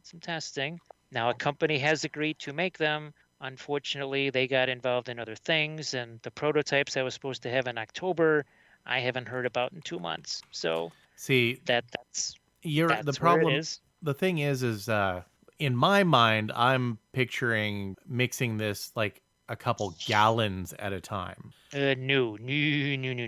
There's no way that happened. Like how Reaper does their paints. They got these big tubs and they're mixing gallons of it at a time. I can see now I can see why you're talking it would be. This is me with a tube of Terra Rosa. A tube, squeezing it into a blister pack, mixing it by hand. These are literally made by hand. And it can take a good hour to make 2 of them, maybe 3.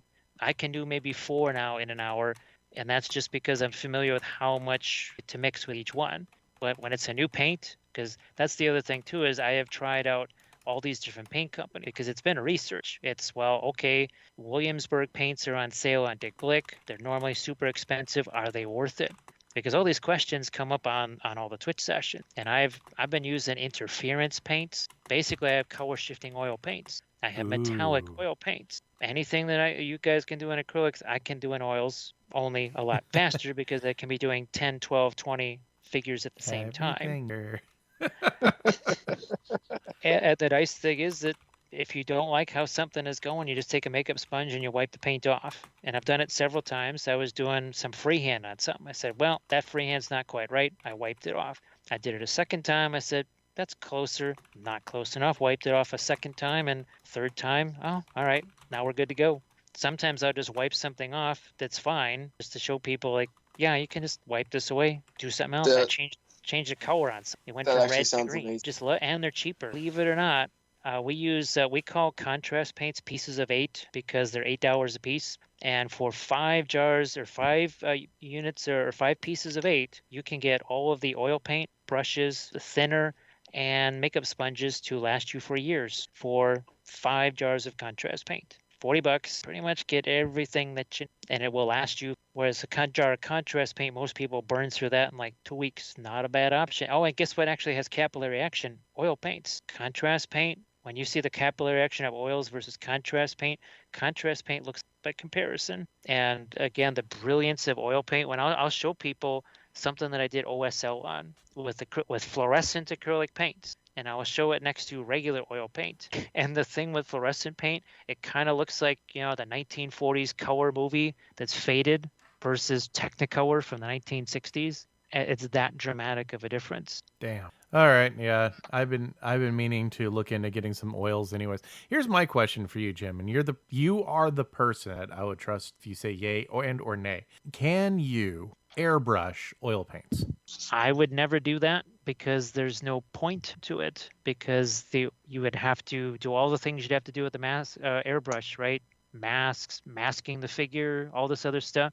Whereas with oil paints, let's say you want to take a cloak and have bright green and blend it to bright red. You put a blob of green on one side, you put a blob of red on the other, you take another brush, you blend them together, and it's smoother than an airbrush. Only you can now add a third color, like say off-white yellow, to shade that and highlight it, which you can't do with an airbrush. An airbrush will be, it would literally like be driving at 10 miles an hour instead of driving at 120.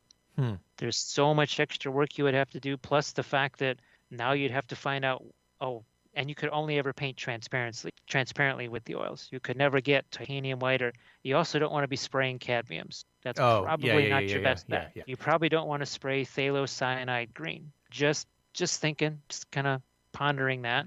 So it's probably best that you just let the brushes do that, because I don't even prime with an airbrush anymore. I literally take a brush, I slap on some Stynylrez, I'll take my oil paints, I do something called a pre-glaze. It's basically what you used to do to oil paintings. You take your canvas, which is white, you would take some kind of darker, more transparent colors, throw those on the canvas, kind of wipe some of them away, and then you would put your new paint, the lighter colors usually, into that, and it's blending. The palette, I can use a palette for 3 days, and there's almost no color mixing on there. The miniature is now your palette. Everyone jokes we call what used to be a palette is now the CSD. It's a color storage device. The palette is your miniature. That's in the Book of Wapple. 42 chapters of goodness now. Yeah, that happened on Twitch. There are 42 chapters in the Book of Wapple now. Hey, I'm 42 now, so we're at the meaning of life. I just celebrated my 42nd birthday. We're at the meaning of life, and the meaning of life and the meaning of Wapple. Larry? Yeah. You're 10 years older than me, by the way. Okay, Junior. Hey, Larry. What? You're 9 years older than. And my body feels like 30 years older than both of you. Fuck off. I mean, there's a joke in there about what we were talking about earlier with solicited dick pics. Hey, man, at least I'm still young enough that it still works. Mine works quite well. Oh, I love how we're like, hobby update from Jim, and he's like, I am doing all of this. Like, oh, Yeah, no, like make me feel like the most, just I painted a rhino today. That was pretty cool. I got this rhino. Yeah. I painted 4 boys out of 10 boys last week. I love how he's like so impassioned about it too. I was like, damn, I want to go right now and go kick the fucking door in an artist supply store and be like, give me oils. Yeah, no shit. He's basically telling us like, oh, even you on your airbrush, Larry, that you're a master airbrushman. Nah, you ain't shit. I can do it better. Anything you can do better. I think I was doing an Osiark or something like that on one of the streams, and I did different colors for this pre-glaze. I kind of wiped some of it off, and people said, wait a minute, in 12 minutes, I would like to have that result in hours. And I said, well, wait, there's more, and I put the lighter colors on there, and they went, wait, in 5 more minutes, you just added 2 more hours of work for me. And then we started putting some of the really depth, and then we started putting in object source lighting. And it was 3 hours later, there was a thing that was done. And they went, good grief, what just happened here? It's just called sorcery at this point. And that's basically what I'm going to attribute it to. Is he was saying that you're this master painter and ponytailed wizard. And I'm just going to assume that that's true. Just a ponytailed wizard. He still got the ponytail. Let's just say that there's an area of Adepticon that's called Fort Wapple. It started off as an area underneath the stairs and has transmorphed into the artist alley of Adepticon and ReaperCon. That doesn't happen just for shits and giggles. Just saying. And we even do something, it's called Film Noir. It started at ReaperCon last year when they would take their miniatures up to you and they'd ask you what you thought about them or whatever. I wouldn't say nothing. I'd just say, hey, do you mind if I put that miniature under the camera here? And they would go, okay. Let's look up at that screen over yonder there. And they'd be looking at it, and I'd take the miniature, and I would take all the color saturation out. So it was just black and white. And I look at the miniature, and I look at them, the screen. They look at me, and they'd say, I'll be back in 20 minutes. Then they'd say, all right, here, put it under the camera again. And they look at it, say, give me 5 more minutes. Come back, and I never said a word. And that's one thing people don't understand a lot of is the fact that you can use photo editing software to really improve your painting too. Flip it to black and white.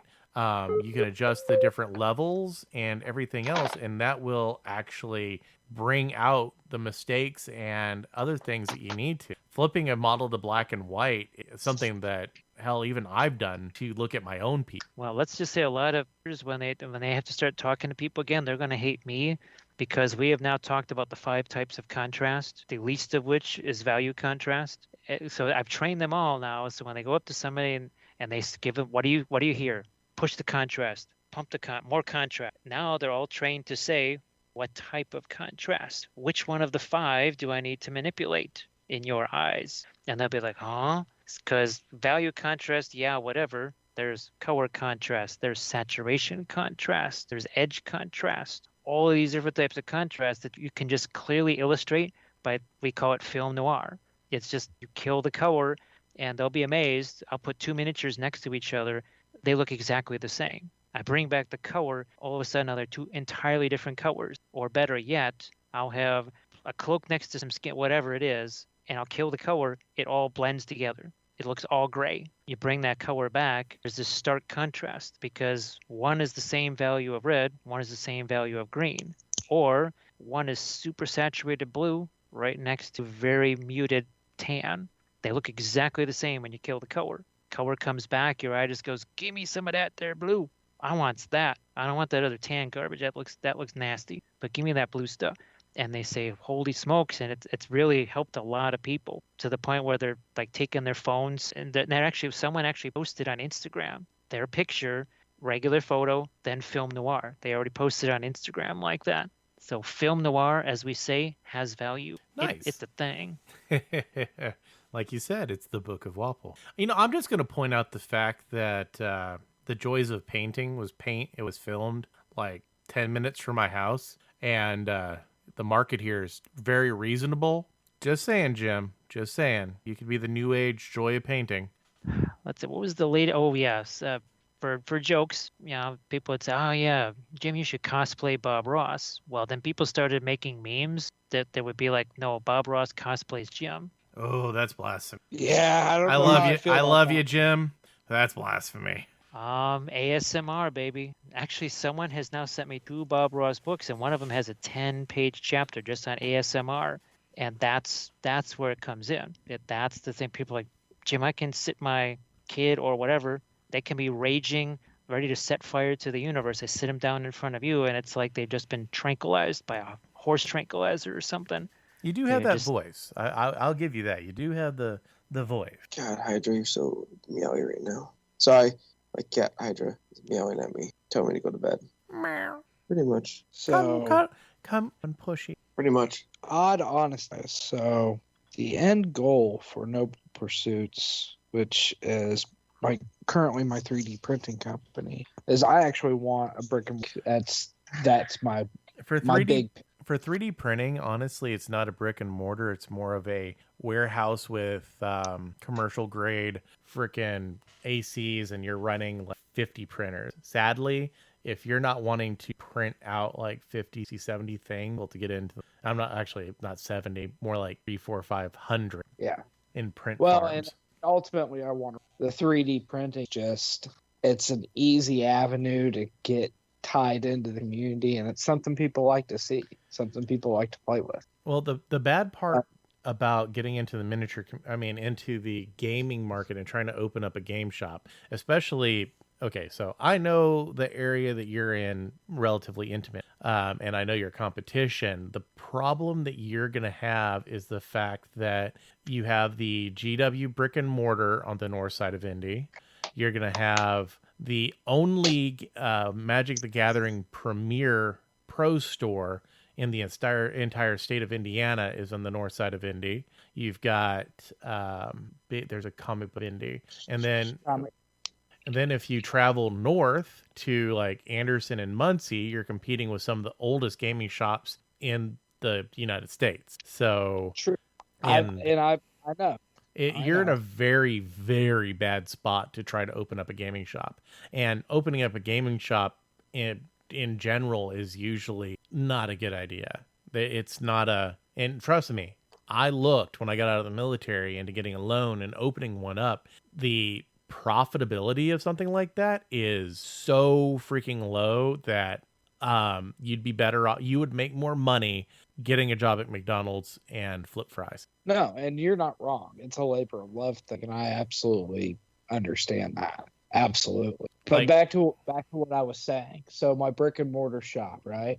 Just close your eyes and imagine it. Every Sunday morning, there will be no gaming. It'll be a time that we will call church. It's 100% hobbying time, and it is Bob Ross playing. You do that. Just imagine. Do that all the time. His stuff is, he has, the dude literally has a channel on the Roku. It's the Bob Ross channel, and it's Joy of Painting 24/7.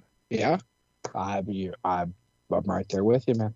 But yeah, so I can't say that Jim can cosplay as Bob Ross. That makes me twitch in weird ways. No, it's not that Jim can cosplay Bob Ross. That's fine. Hell, I was at one point setting up to cosplay as kind of a chunky Bob Ross, but I ended up cutting my fro.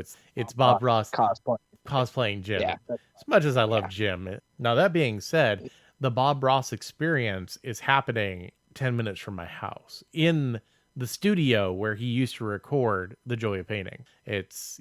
So I really need to get around to go to that thing. And they have like painting classes that go on. I don't want to go. The sad thing about it is I don't even want to go to the classes because not my thing. It'd be cool, but not my thing. I really want to go because I want to go to the game. Larry goes to painting class. He busts out his airbrush, just starts airbrushing shit. No, it's not my thing. I don't do canvas. I don't do oils. I love watching Bob Ross paint. I love his paintings. God, I wish you could actually buy the damn thing. There's actually a story and a movie behind why you cannot find any of his paintings. And that's why. The quick rundown. I actually know this. So every painting that ever appeared on The Joy of Painting was done 3 times. One was done before, One was done on the show, and then there was another one somewhere in that process. But every painting that was ever painted on Joy Painting, there's 3 copies of. The best copy went to Bob Ross Inc., which is his company, and they have it in storage. The second best copy went to a lady, and I cannot remember her name, who basically got Jim his start. Like, if it hadn't been for her, Joy Painting and Bob, Bob wouldn't have had his damn start if it hadn't been for this lady. She got the second best copy, and the third best was used for gifts and everything to like the studios. Like, Muncie actually has multiple original Bob Ross paintings because the studio there gave him time to record the Joy of Painting, and they, as a thanks, Bob gave them a copy. And Jim? So all of the paintings, the only one time you can ever find a Bob Ross, if it's a true Bob Ross, is if a company that he gifted a copy of decided to sell theirs. And you also have to remember it was the worst of the 3. The lady in question owns thousands of, like, her walls are covered everywhere with Bob Ross paintings. She's the only person in the world that can authenticate a Bob Ross painting. She knows his paintings that well. She can actually look at a painting and tell you if it's an original and true Bob Ross. And then his company owns the rest of them, and they will not sell them. Another fun fact about Bob Ross, he fucking hated the afro. He wanted to get rid of it. Absolutely despised it. But it became such part of his image that he had to keep it. I think it was like 2 years ago I dressed up as when did Deadpool 2 come out, or Deadpool 1? Bob Ross pool. I did Bob Ross pool. Oh, another fun fact about Bob Ross, he was actually a retired Air Force Master Sergeant. And apparently when he was in the Air Force, he was a hard ass too. Can you imagine seeing your old Army drill sergeant painting on the fucking Joy of Painting and being like, I remember that guy. He was a dick. All the happy little... The funniest Bob Ross thing I have ever seen was at FYE. They had a pair of boxers that said on the front, there's no mistakes, only happy accidents. And I'm like, really? On boxers? Really? I mean... Someone always knew what they were doing. Oh, yes, absolutely. It's still fucking hilarious, though. When you get to have enough birthdays, you start to have more happy accidents like that. The nights are no longer kind.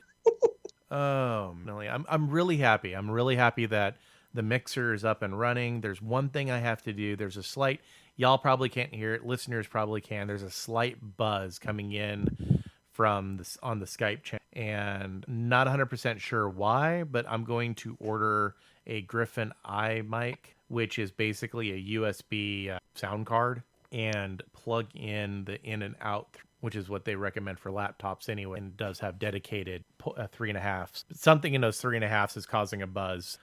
You clean up the audio a little bit of that, and then I need to order a couple longer cables. But other than that, really done. I have everything ready for the wireless mic when it comes, and I even have a dedicated sound effects channel, which means I need a device to, it could be like, oh joy. Like, we have a laugh track. Don't do laugh track. Laugh track. Want to laugh at the laugh in the funny. It gets. So, how's Pinky McFuckface? If I remember it correctly. In a box somewhere that I have actually found recently. It's amazing how much stuff I have found now that I'm actually starting to unpack stuff that was packed away like 2 years ago. It's amazing. Like, I found shit that I forgot I had.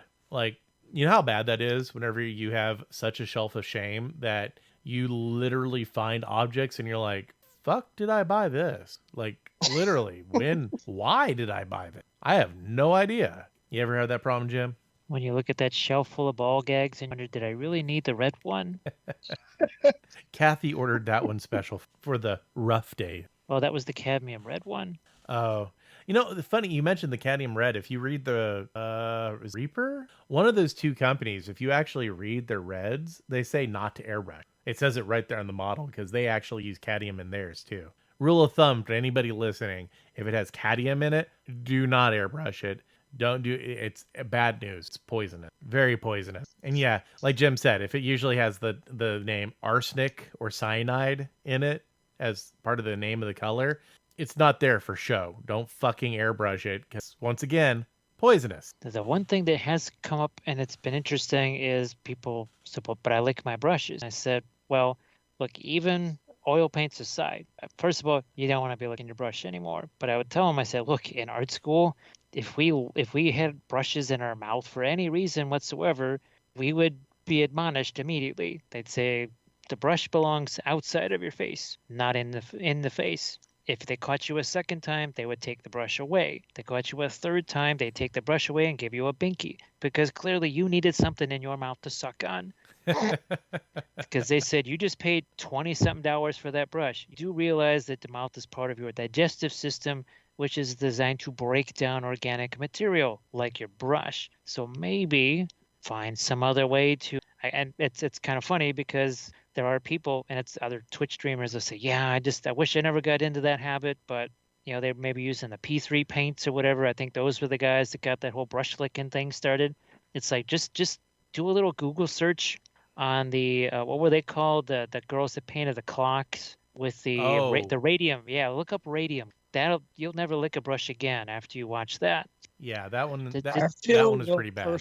It's really something that you it's a habit that you really don't want to get into, unfortunately, because it does destroy your brushes. I mean, it doesn't matter to me because I'm using $2 brushes, 60-cent brushes. I'm not gonna destroy as many brushes as I want. But some folks they're paying some boku bucks. You've upgraded to $2 brushes? Holy shit, you're splurging. Stream must be doing. The $2 brushes are replacing the $13, $15 Winsor Newton Series 7s, which are basically unusable these days. They are just it went from iffy to crapshoot to oh my gosh, these all suck. And I said, well, the quadruple zero, it's a synthetic. It may not last as long as say a decent Series 7 might have. But at least I know what I'm going to get every single time because it's synthetic. Whereas the Series 7s now, you're really taking that $15 and you got your lighter underneath there, and you're just kind of flicking the lighter, and every so often that lighter's just going to catch that $15 on fire, and that's what you got, basically $15 of ashes. So I said, you know what, we're not. And Kathy, she just gave up on them too. The heck with this. We'll just get a quadruple zero, triple zero synthetic. Use that. Yes, it might get a dog ear on it. We know how to use those things actually to our advantage. Whereas the Series 7 these days might have like 4 hairs that are longer than the rest of it and 10 other hairs that are sticking out the sides. It's like, what the heck happened to these things? I still have my old supply of Series 7s I bought. There for a while, I had them on subscribe and save for my Amazon, so they were coming like one a month, and I still have a stockpile. So they were still the decent quality ones versus apparently what happened now. What's crazy is that we have several times. This first started to happen during Virtual ReaperCon because I think I streamed for 8 days in a row, like 9 hours a day, whatever. By the end of it, couldn't buy any of the brushes we were using. They're still out. Until January of next year, you cannot get. From Dick Blick, their size 0 sable brush. You can't get it because we sold them all out. We have sold hilarious. Out on brush cleaners. There's people like, dang you, Jim, I can't get this stuff because so many people in the stream, and they'll ask me, say, well, you got Amazon like affiliate things, right? I'm like, no, I just buy this stuff off as Amazon. I'm just telling you where I got it. And then they all rush off to Amazon and they're all buying the stuff. And in the middle of a stream, someone will go, it's out of stock. What the hell just happened? So literally, we will sell things out on stream. Now, Jim, if you're open to trading a little bit of secrets on here, what do you use for brush cleaning? Because I'm needing something. Well, I used to just use rubbing alcohol until people started drinking it or injecting it or whatever the heck they were doing with it, just like toilet paper. You couldn't find it. So I said, we need something else. And I just happened to, I think it was maybe looking on Dick Blick or Amazon, and it's from Winsor Newton. It's called Brush Cleaner and Restore. The sweet thing is that it's for dried acrylic paint or oil paint. It doesn't have any kind of nasty solvent smell because it's not a solvent. It says non-hazardous, no vapor. It actually smells really good. and it does an amazing job on acrylic paint too, because Kathy was using it for months on her acrylic paint. She only started painting with oils a couple days ago, and I've been using it to clean oils. The only thing that you have to be careful, because I actually use that too. I use Master's brush cleaner for my normal everyday cleaning, but for if I ever deep clean one of my brushes, because I'm one of the heathens, like the $15 brushes.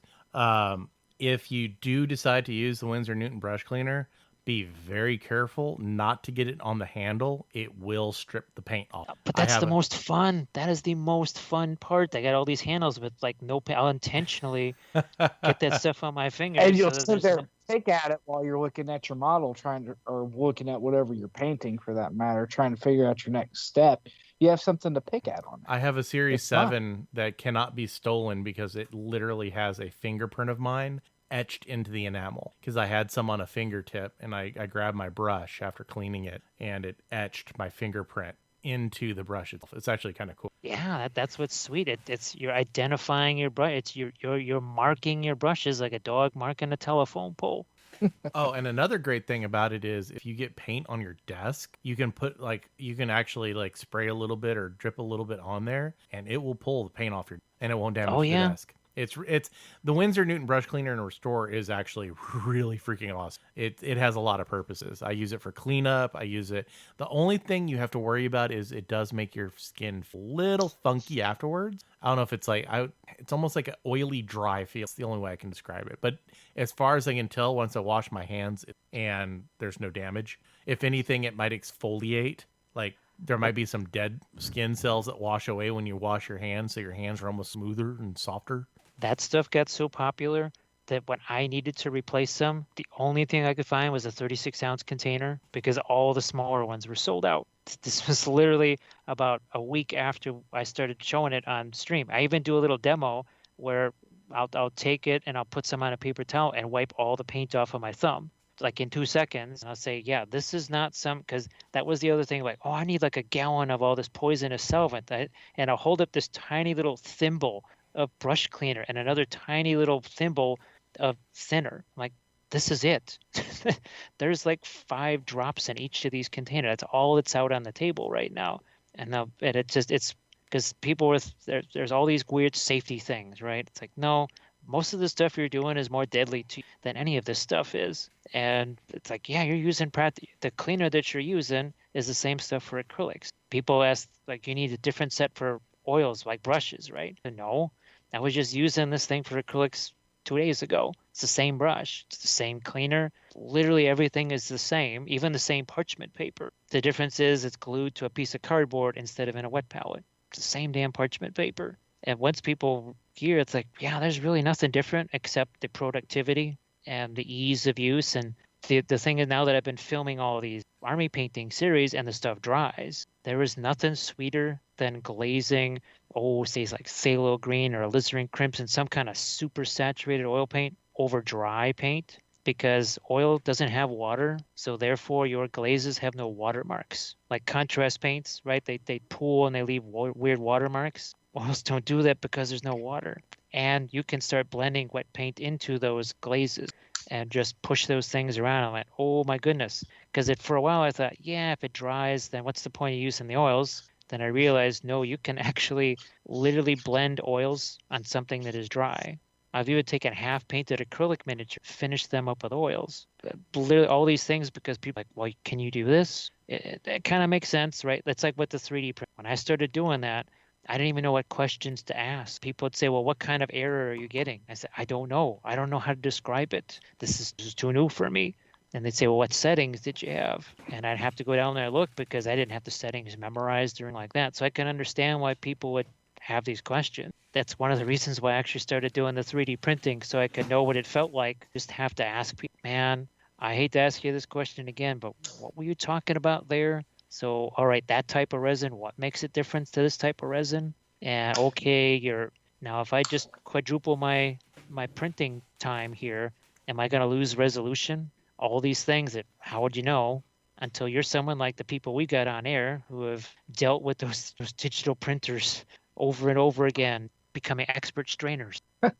Oh, and it's like anything else, man. It's just time and practice. Time and practice. It was funny because I told these guys, I said, look, I have zero time for learning how to do supports, much less making supports. So because people would send me these files with no supports on them, and I'd be like, dude, this thing has to be beyond idiot proof. It has to virtually like take itself in the Chitterbox and slice itself and then magically get on the USB drive and go, oh, this is case in point, me being a dumbass. When the printer arrived, I'm like, where the hell is the USB cable to hook this into my computer?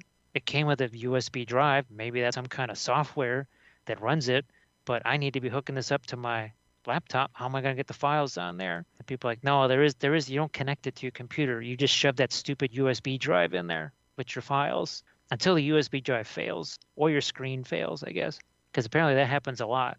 I haven't had a whole lot of issues out of mine.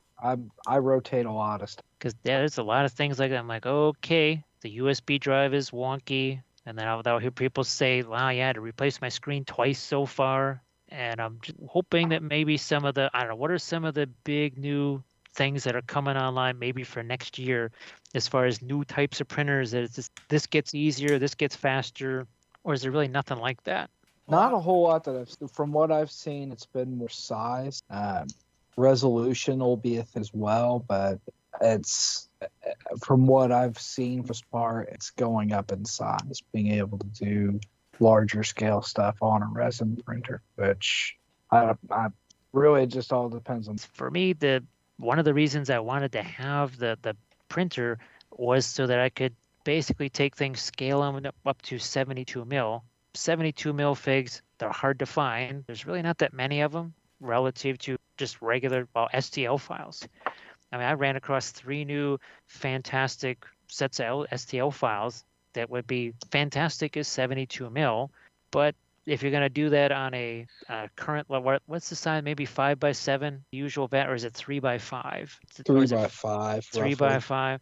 Doing that, you either have to break it down into pieces, or you have a really, really, really long print because it's going to be vertical or nearly vertical. And you have to pray that that thing is maybe the new printers will be easier to do stuff like 72 mil stuff. No, it would be. I would actually, if you're a fan of how your Elga's running, I would look into a Saturn. They're much larger. It's a larger, better running version of what you have. It's actually one of the ones I've looked into as I slowly upgrade my operation and getting some of these larger ones. So I definitely look into that. Because I've been hearing about the Saturn and, of course, a lot of the Anycubic Photon and hearing all that, but it's kind of like anything else. One person will say, yeah, that's great. Another person will say, well, it sort of is, but you're trading off this. And anything's going to be a trade-off, I suppose. You kind of trade a little of this for a little of that. Pretty much. But yeah, I'd look at the Saturn if you're wanting to do something for a larger scale. That's where I'd go. Because some of these, and also the larger scale stuff, like, well, basically almost say like a TriCaster figure, where you've got something that's maybe 6-7 inches tall, maybe it's got wings or whatever. If you're going to print that in a 3x5 vat, you've got 5 days of printing pieces, praying that they come out right.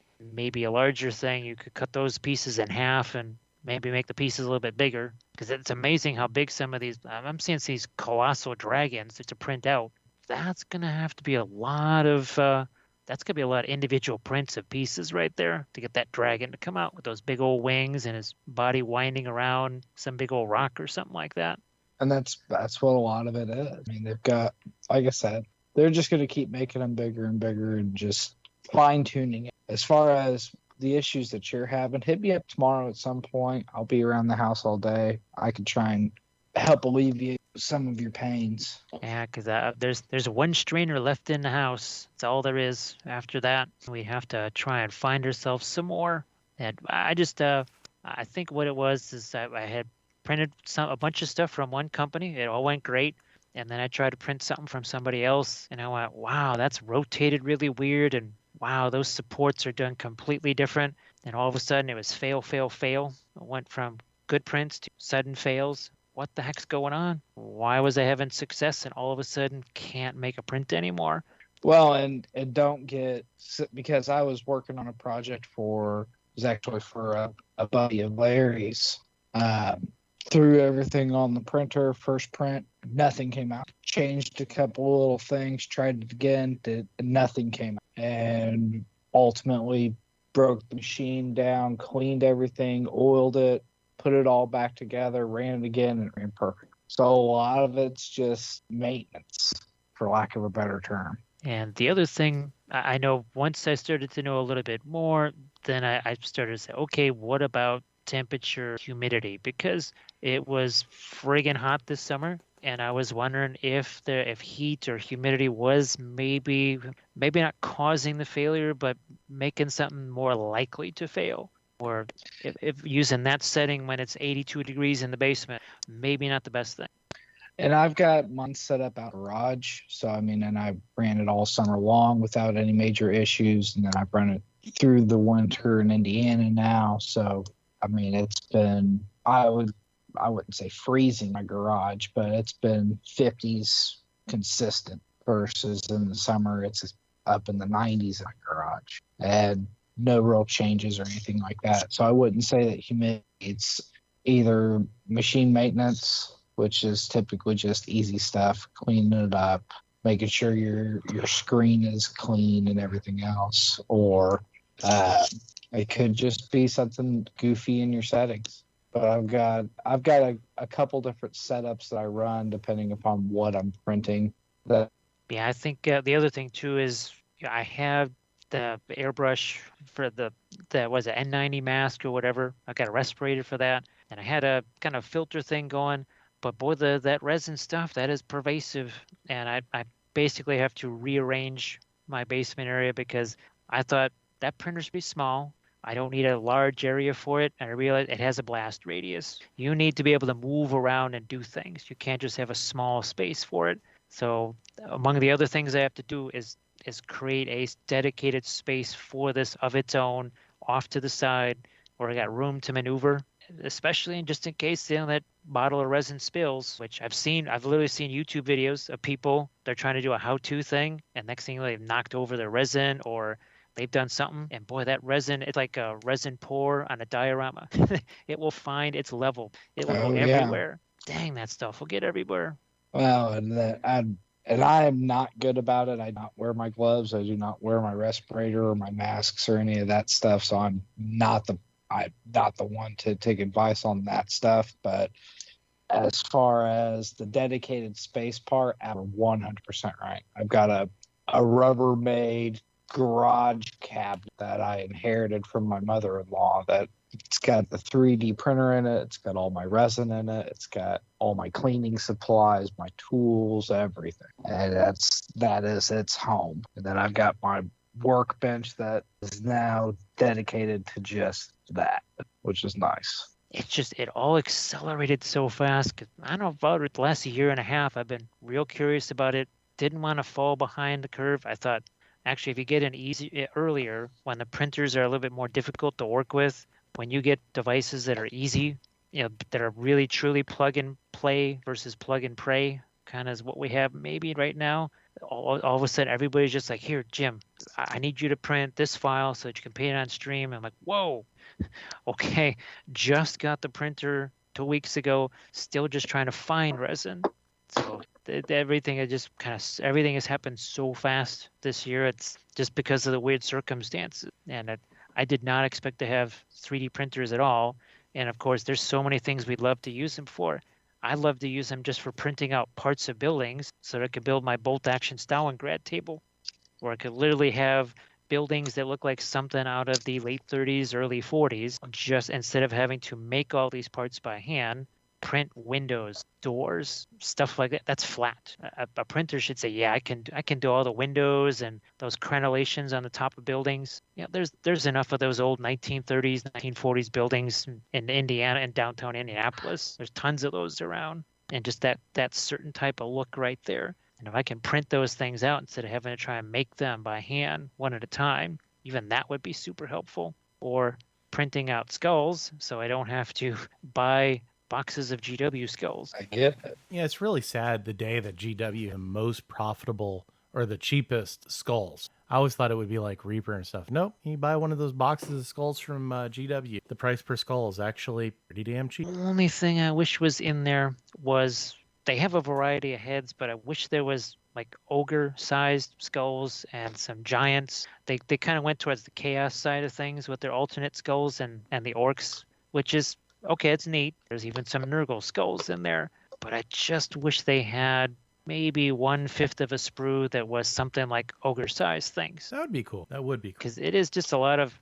I mean, most of those skulls are just repeated anyways, and it's not like you would need 20 of them on every sprue, but if there was maybe just 5 or even 3, I'd be happy with that. Because I've had other, just like the resin skulls, that was the neat thing where they did have really big size skulls, like an ogre sized skull. It'd be nice, the GW ones being plastic, maybe a little bit cleaner instead of a resin cast. Snip, snip, a little file, boom, there's a nice clean skull.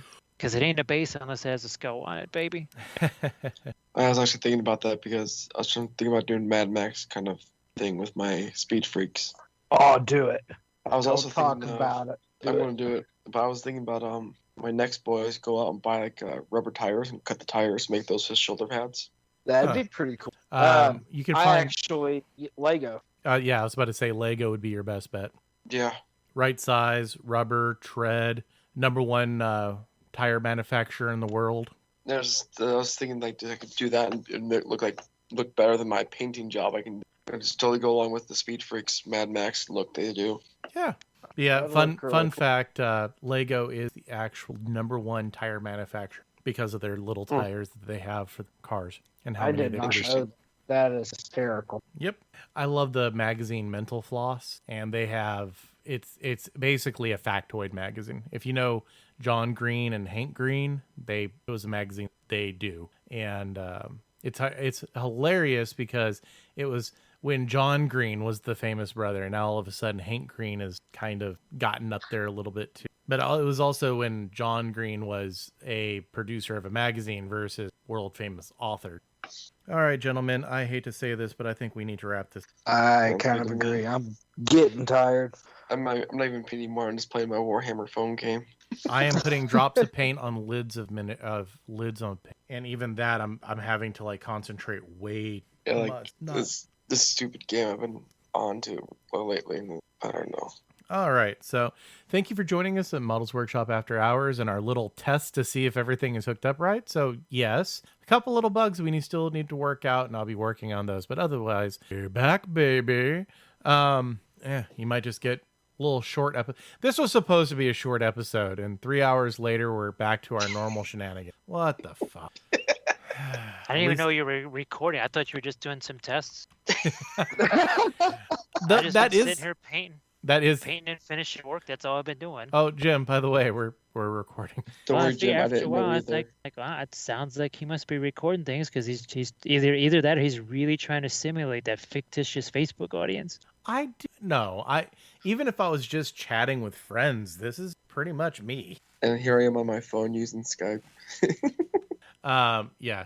You're using Skype on your phone. I'm sitting here with like a $3,000 podcast setup. Go figure. No, and that's exactly what this is supposed to be. That's the reason I bought the mixer and everything else, is so when we can bring people in that normally we used to bring guests in, and it was such a nightmare because we'd have to like trying to talk Jim into how to properly export a file and I just gave up. I'm just like, just send this fucking thing and I'll do it after you. And he was far from the only person. There were some people it's just like, how do you do this? So doing and being able to record everything on my side, A+.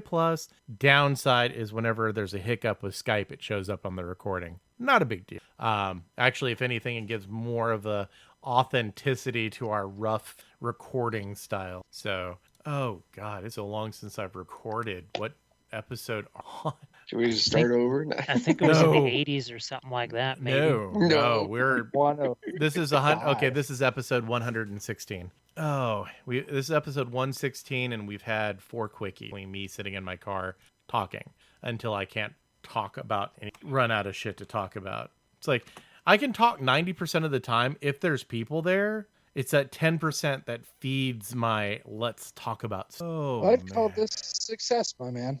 I'd call this a success. So far. And I will try and join when I can. When you add in the nudity, then it'll be all perfect. There we go. We're back to listen to Dick. Full circle, guys. Well done. Well done. Hey, it's been a while since we've had the dick pics. We had a fucked up. We'll get you back on track. We went from recording 26 26 episodes plus bonus episodes plus the UK stuff, and we've done like five. We did 5 and 1 UK. Oh, no wonder our fans are. Were they pissed? Oh yeah. Oh yeah. I don't know. Okay, maybe not pissed, upset. Well, I actually talked about this. They're upset because they're bored off their ass. So they want something to listen to while they paint, i.e. our little roundtable discussion that we're doing here. Well, we also discussed that right now in the miniature world, there's not a lot to talk about because there's no conventions to go to. There's no major Kickstarters happening because, trying to get shit in from other countries sucks. And most of the plants have shut down. And yeah, so there just really hasn't been anything to talk about. So we've, like I said, if we have an episode of 117 is us talking about random and funny penis pumps we found, so be it. That is what we will talk about. And that's what we'll publish. So you can listen to it while you paint. We'll try to throw some painting stuff in there, but we're not promising shit. It's either you get what you get or you don't get nothing, because that's been a big thing. But having everything set up now and me being able to record on my side is really cool, because I can just be like, hey, Jay, hey, Jim, hey, Chris, hey, Yeji, hey, Gildy, what are you guys up to? Oh, y'all just sitting there? You want to come and chat for a little while? And we can. It can be completely spur of the moment, because I have to have 2 programs running on my computer, and that's it. I have to have Skype, and I have to have Audacity. And Audacity is going to be made redundant as soon as my next cord order comes in, and I get cord to run to my audio. I'll still record on Audacity, but just in case, if anything happens, I have the audio recorder as a backup. Heaven forbid the computer dies all of a sudden and it's like, hey, we just lost everything. Fuck. But all right, thanks for joining, folks. If you have any questions, comments, concerns, or ideas that you would like, or questions you'd like to ask us, please head over to facebook.com/The Models Workshop. You can also find us on Twitter and Instagram at MWAH Podcast. If you're on the Ticking and Talking, the bomb-ass program, you can find me at Models Workshop. Just reach out. Ask us questions, make comments, make concerns. Make concerns. Voice your concerns, and, we'll give feedback. Probably won't listen to it, but you can give feedback. I joke. We actually do listen to a lot of our feedback, especially when it's coming through the mixing board. But yeah, just let us know if there's an episode you would like to do, and don't be surprised if we start talking about shit we talked about in episode 40, because that shit was 3 years ago. It's about time that we talk about airbrushing or paintbrushes or other stuff again, because the shit's been getting new. So we got to talk about the new stuff too. But anyways, thank you for tuning in. Really enjoyed this. As you can tell, it was literally thrown together. Like, I was like, hey, I want to test this out. And Andrew's up here, and he went to bed. He tapped out like an hour ago. Smart kid.